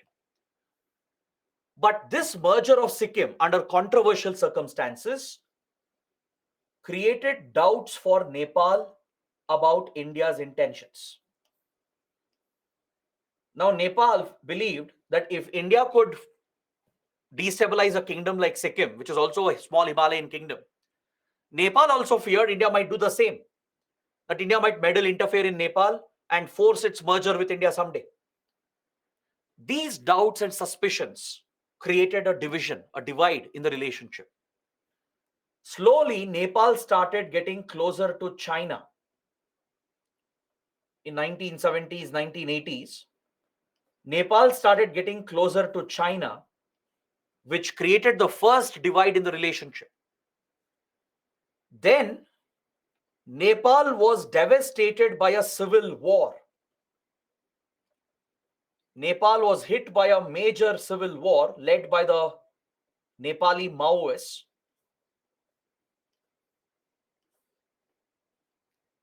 The Maoist extremist ideology from China had spread to Nepal. It had spread to India as well. Right? The Naxal movement in India is nothing but the Maoist movement. So just like the Maoist movement had spread to India and created a security challenge in India, similarly, Maoist outfits started rising in 1990s. This triggered a major civil war in Nepal that lasted from 1995 to 2006. And India played a role in mediating between the two sides. And we worked out a peace agreement called the 12-point peace agreement to bring the civil war to an end. Since India was very influential, right? We had good ties with Nepal's government, Nepal's armed forces. We built contacts with the Maoist rebels as well. By using our influence, we tried to stabilize Nepal because India cannot afford instability in the neighborhood. There were rumors, there were allegations that the Maoist war in Nepal was sponsored by China. Apparently, China, which is the origin of Maoist ideology, which is a left-wing extremist ideology, was seen to be sponsoring the Maoist outfits in Nepal. All right? Right now, don't worry what is Maoism. I'll explain that under internal security. We have a separate subject. Under internal security, we will study Maoism in detail. We have a separate topic for that. All right? Just understand it's a left-wing extremist ideology, a violent extremist ideology that's originated from China. Today's Chinese government, the PRC, the People's Republic of China, is built on Maoist ideology. The Communist Party of China is built on Maoism. It's a violent extremist ideology that triggered Naxalism in India. It spread to Nepal as well, triggering the civil war. And India believed that China was responsible to spread the ideology. So to counter the Chinese influence, India acted as a mediator. We worked with Nepal's government, the armed forces, gave them support in the war. Apparently, we worked with the Maoists as well to bring them to the negotiating table. And we successfully mediated a peace agreement, the 12-point peace agreement, in 2006 that brought the civil war to an end. So India successfully ended the civil war by negotiating between the two sides, and following this, Nepal transitioned into a democracy. By then, Nepal's monarchy had weakened. Internally, within the royal family, there was a crisis in 2001. Nepal's monarchy had declined. Like, a lot of the social divisions had come up where monarchy was being opposed. So this led to a change, a political constitutional change. And from 2006 to 2008, Nepal transitioned to become a democracy. It became a republican, democratic, secular state from a theological monarchy. All right, this was a major change that happened, and India played a direct role in this. India not only brought the civil war to an end by mediating between Nepali government and the Maoists, but we also helped Nepal in transitioning to a democracy from a theological monarchy. So this meant that now Nepal needed a new constitution. Nepal would need a new constitution to provide for these changes. Correct? A new constitution had to be drafted. This is where the problems began. From 2008 till 2015, for 7 years, the constitution making process was delayed and dragged. It took 7 years for Nepal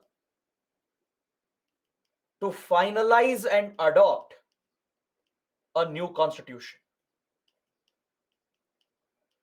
It was only in 2015, in September 2015, that Nepal adopted its new constitution.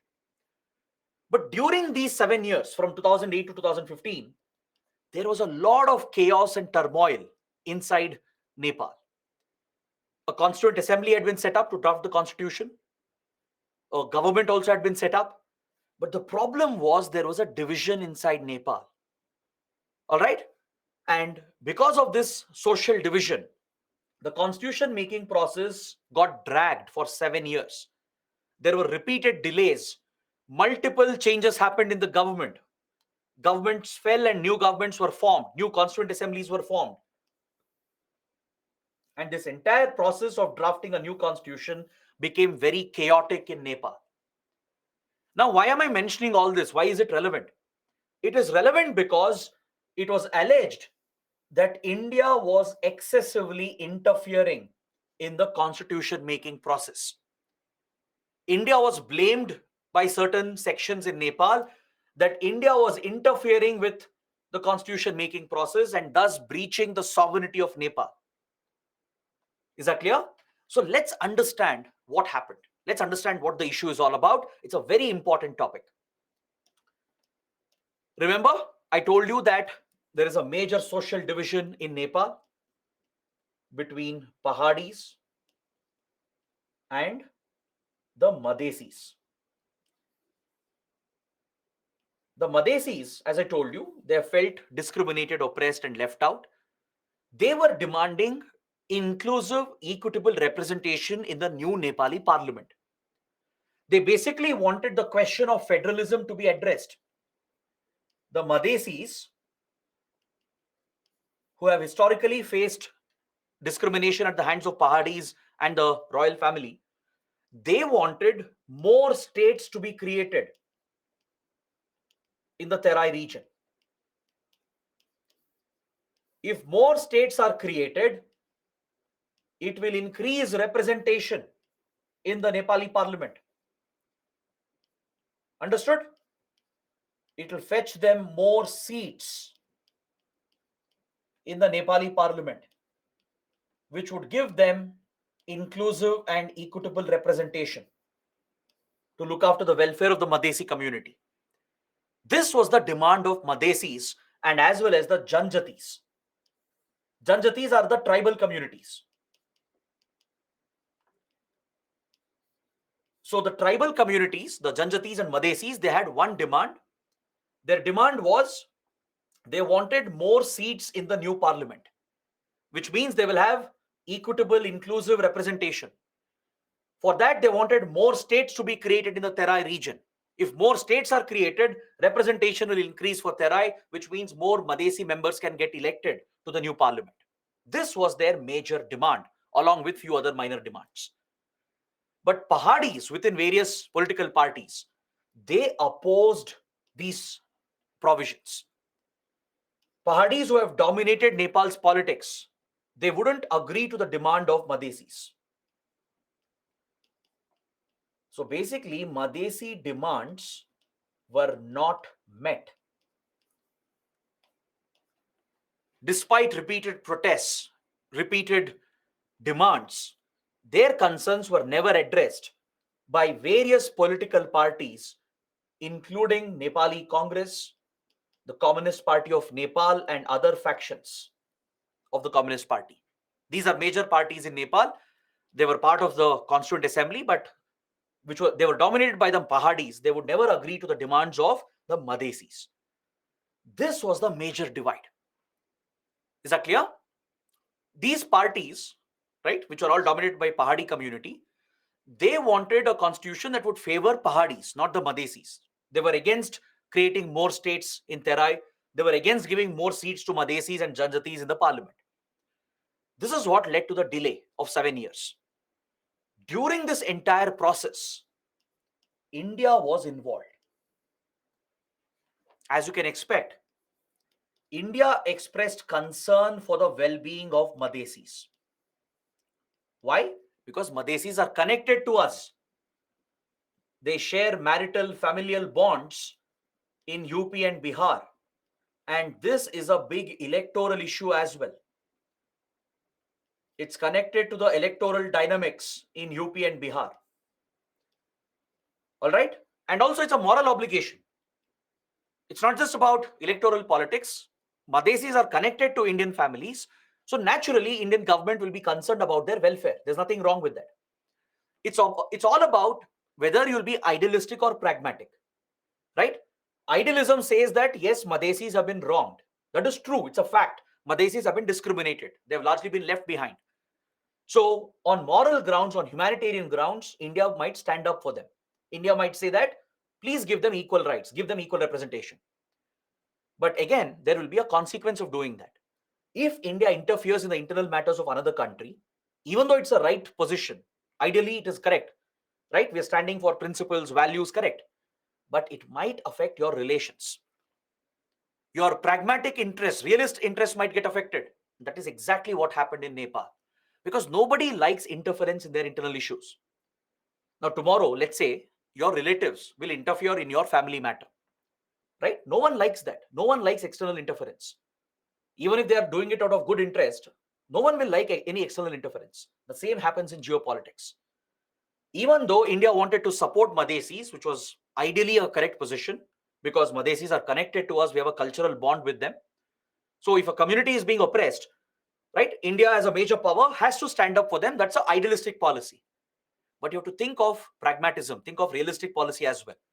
If you stand up for them, if you try to interfere in their constitution making process, they will see this as your interference. They will see this as India's imposition, right? They'll see this as India's hegemony, which is being imposed on a small country like Nepal. And they will not like that. So within Nepal's political parties, strong anti-India sentiments started developing. Anti-India sentiments started developing on the allegation that India was always meddling in Nepal. First of all, doubts were created when Sikkim merged with India in 1975. Then Nepal tried getting closer to China, which India tried to counter. Then the civil war, the Maoist civil war, where India mediated a settlement. And now India's interference in constitution making process, asking for equal representation, equal rights for Madhesis. So this stand of India, right, even though it was seen to favor Madhesis, it affected our ties with the other major political parties and the Pahadis. And many politicians, they exploited this to their advantage. Because see, Nepalis are very proud of their identity. There's a very strong nationalistic pride that Nepalis associate with their identity. Obviously, if they see that a major power like India is meddling, interfering, and imposing, some of them are going to reject it. And some of the politicians, they might exploit this to their advantage. That is what happened, which derailed our ties with Nepal. Is that clear? What happened was, after 7 years of delay because of the Madhesi issue, finally, a new constitution was adopted. By 2015, a final constitution was brought out, and Nepali Constituent Assembly adopted this constitution as well. But India was not happy with it. Madhesis were not happy with it because Madhesi demands were not met. Madhesi demands were not met. They were not given more states. They were not given more seats in the parliament. Immediately, Madhesis, they protested. They carried out a mass agitation and they imposed an economic blockade along the border. Since Terai region is in the border where Madhesis are strong and dominant, they blocked the roads between India and Nepal. They protested against the new constitution because their concerns, their rights, their demands were not met. This agitation by Madhesis resulted in an economic blockade of Nepal because roads between India and Nepal were blocked along the open border, thus disrupting the movement of goods. The movement of essential supplies were affected. So Nepal's economy took a massive hit.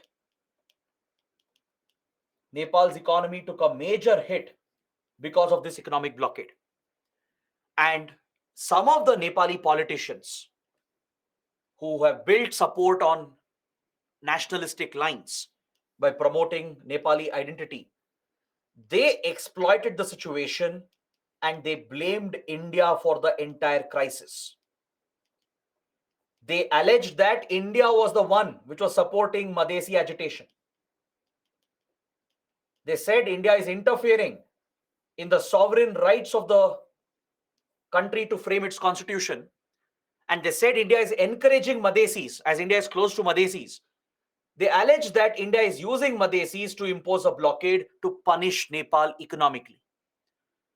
India denied the allegation. India said we have no role in this, but Madhesis were doing it on their own because their rights have not been provided, their demands have not been addressed. But this crisis, right, ended up helping these politicians of Nepal, some of them. They created even more anti-India sentiments, right? It had existed for many years. Now it became even more stronger. And they started playing the China card to get closer to China in order to offset India. China also was looking for a major opening into Nepal to counter India. India has always been a dominant influence, but China has major interests in Nepal. We are going to study that tomorrow. In the next class, we will discuss China's interest in Nepal. Why is China so interested? From 1970s, 1980s, China has tried to meddle. It has tried to undermine and counter Indian influence. Right? That's what explains China's sponsorship of the Maoist movement. Right? It has taken up many other steps in Nepal to undercut Indian influence. So some of these Nepali politicians who had built their political support on Nepali nationalism, Nepali identity, They allege that India is always meddling. India is the one supporting Madhesis to carry out the blockade, which is hurting Nepal economically. There was a shortage of essential items. Prices increased. Common Nepalis were getting affected. So these politicians exploited the situation by blaming India, and they not only promoted anti-India sentiments, but they started getting closer to China. So India had reasons to believe that there was a direct nexus between some of these politicians with China. China was actively working to undercut Indian influence by working with these anti-India politicians. All right. So this is where we are supposed to end today's discussion, but we still have 5 minutes. Let me just give you one more point, one more discussion, and then we can stop for today. I'll start with the next module.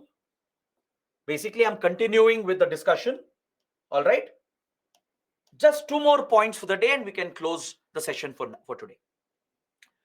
So, in the midst of all this crisis, right, even though we were historically good friends, our relations had been affected because of the civil war, the constitution making process, the Madhesi agitation, the blame that India was interfering. All of this had affected our relations. At this point, there was a change in government in India. In 2014, Prime Minister Modi came to power. The Modi government came to power. And Prime Minister Modi tried to reset the relationship. Right? The damage had already happened, but an attempt was made to reset, repair the damage. So when PM Modi came to power in 2014, he invited all the SAARC leaders for his swearing-in ceremony. You can see here in this image that I have shared, which shows the swearing-in ceremony of PM Modi in the first term in 2014.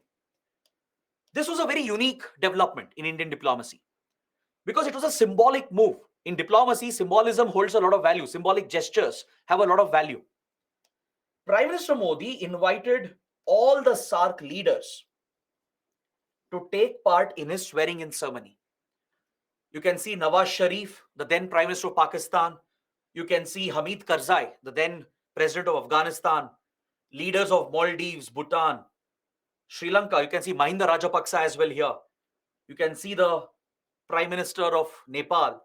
So all the top leaders were present. All the SAARC leaders were invited. The intention was India was sending a message, a symbolic message. Because the Modi government was launching the neighborhood first policy of India. Under this policy, the government of India said that we are going to prioritize our ties with our neighboring countries. That was the whole focus. See, this was nothing new. It was not entirely a new concept. It existed even before. From many decades, we've always prioritized our neighboring countries in our foreign policy. We've always followed neighborhood first, right? We always give priority to our neighboring relations because any adverse development in our neighborhood affects India. Any economic crisis, political crisis, security crisis in our neighboring countries will of course affect India first. So for many years, we have followed neighborhood first, but now it was being streamlined. It was being streamlined into a focused approach where India was outright saying that we are going to prioritize our relations with all our neighboring countries. So by inviting all SAARC leaders, PM Modi was sending out a message that under the neighborhood first policy, our neighbors will get priority. We will resolve our differences. We'll work together. This was an attempt to repair our relations with our neighbors, especially with Nepal. So PM Modi visited Nepal as well following this.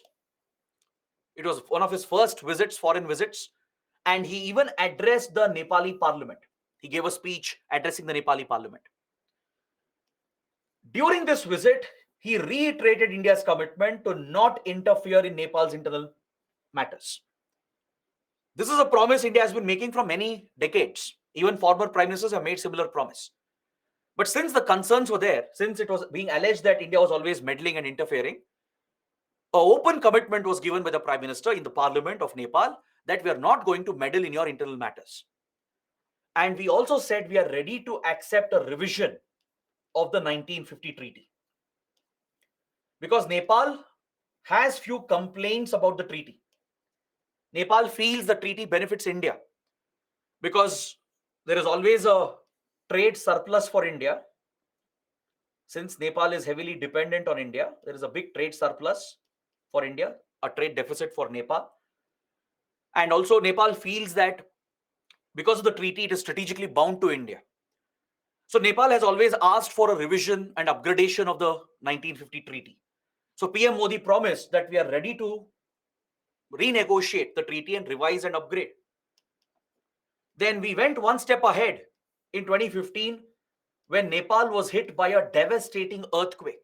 There was a massive earthquake in 2015 and India responded by providing disaster management assistance under Operation Maitri. We basically provided HADR support.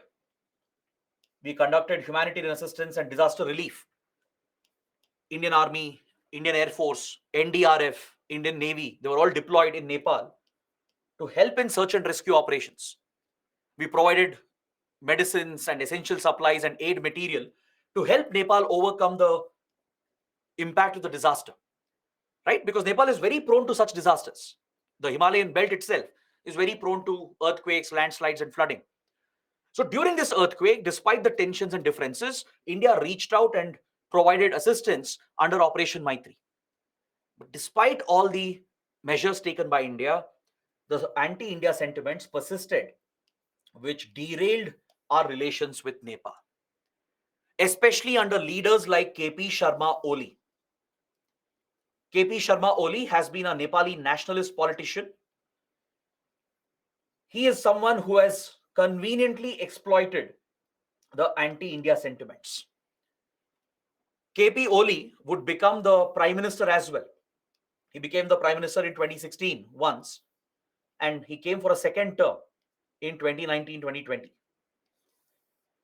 During these two terms as the prime minister of Nepal, KP Oli would take a pro-China position and an anti-India stand.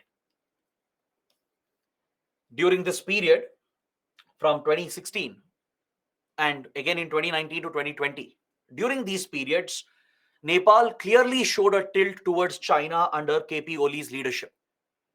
Several anti-India measures were taken where Nepali nationalism was promoted. On nationalist lines, India was blamed for all the problems. Again, allegations were raised that India always meddles, interferes in Nepal, and strong anti-India sentiments were promoted by leaders like KP Oli.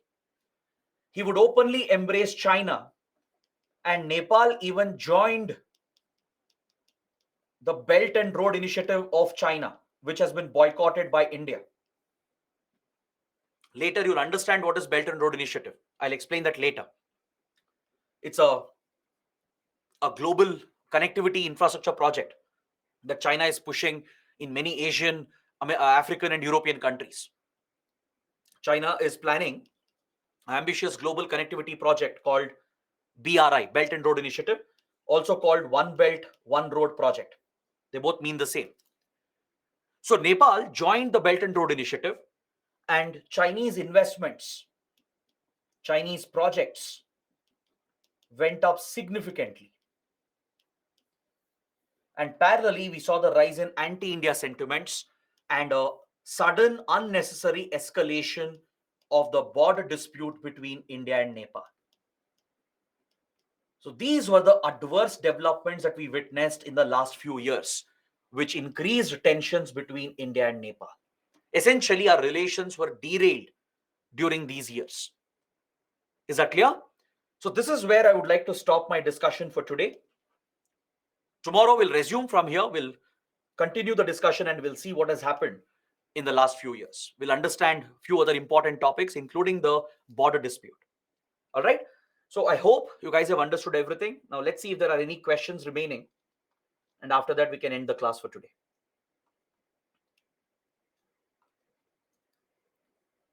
Ritika is asking, how does India benefit from its economic relations with Nepal? India also benefits because many Indian companies have big investments in Nepal. Many Indian traders, they have businesses in Nepal. Even our currency, the Indian rupee, right? It is valid in Nepal. And Nepal's rupee, the Nepali currency is tagged, it's pegged to the Indian currency. All right. Even our UPI system, the digital payment system, works in Nepal. So Indian traders, businesses are dependent. We have major investments in Nepal, so we do benefit from this economic relationship. Next, Surya is asking, the open border is a security threat as terrorists can come into India illegally. Yes, there are security challenges. We are going to discuss this tomorrow. It's a very big topic. We'll discuss that tomorrow. I'll explain the challenges, the security challenges along India-Nepal border. We'll discuss that. Don't worry.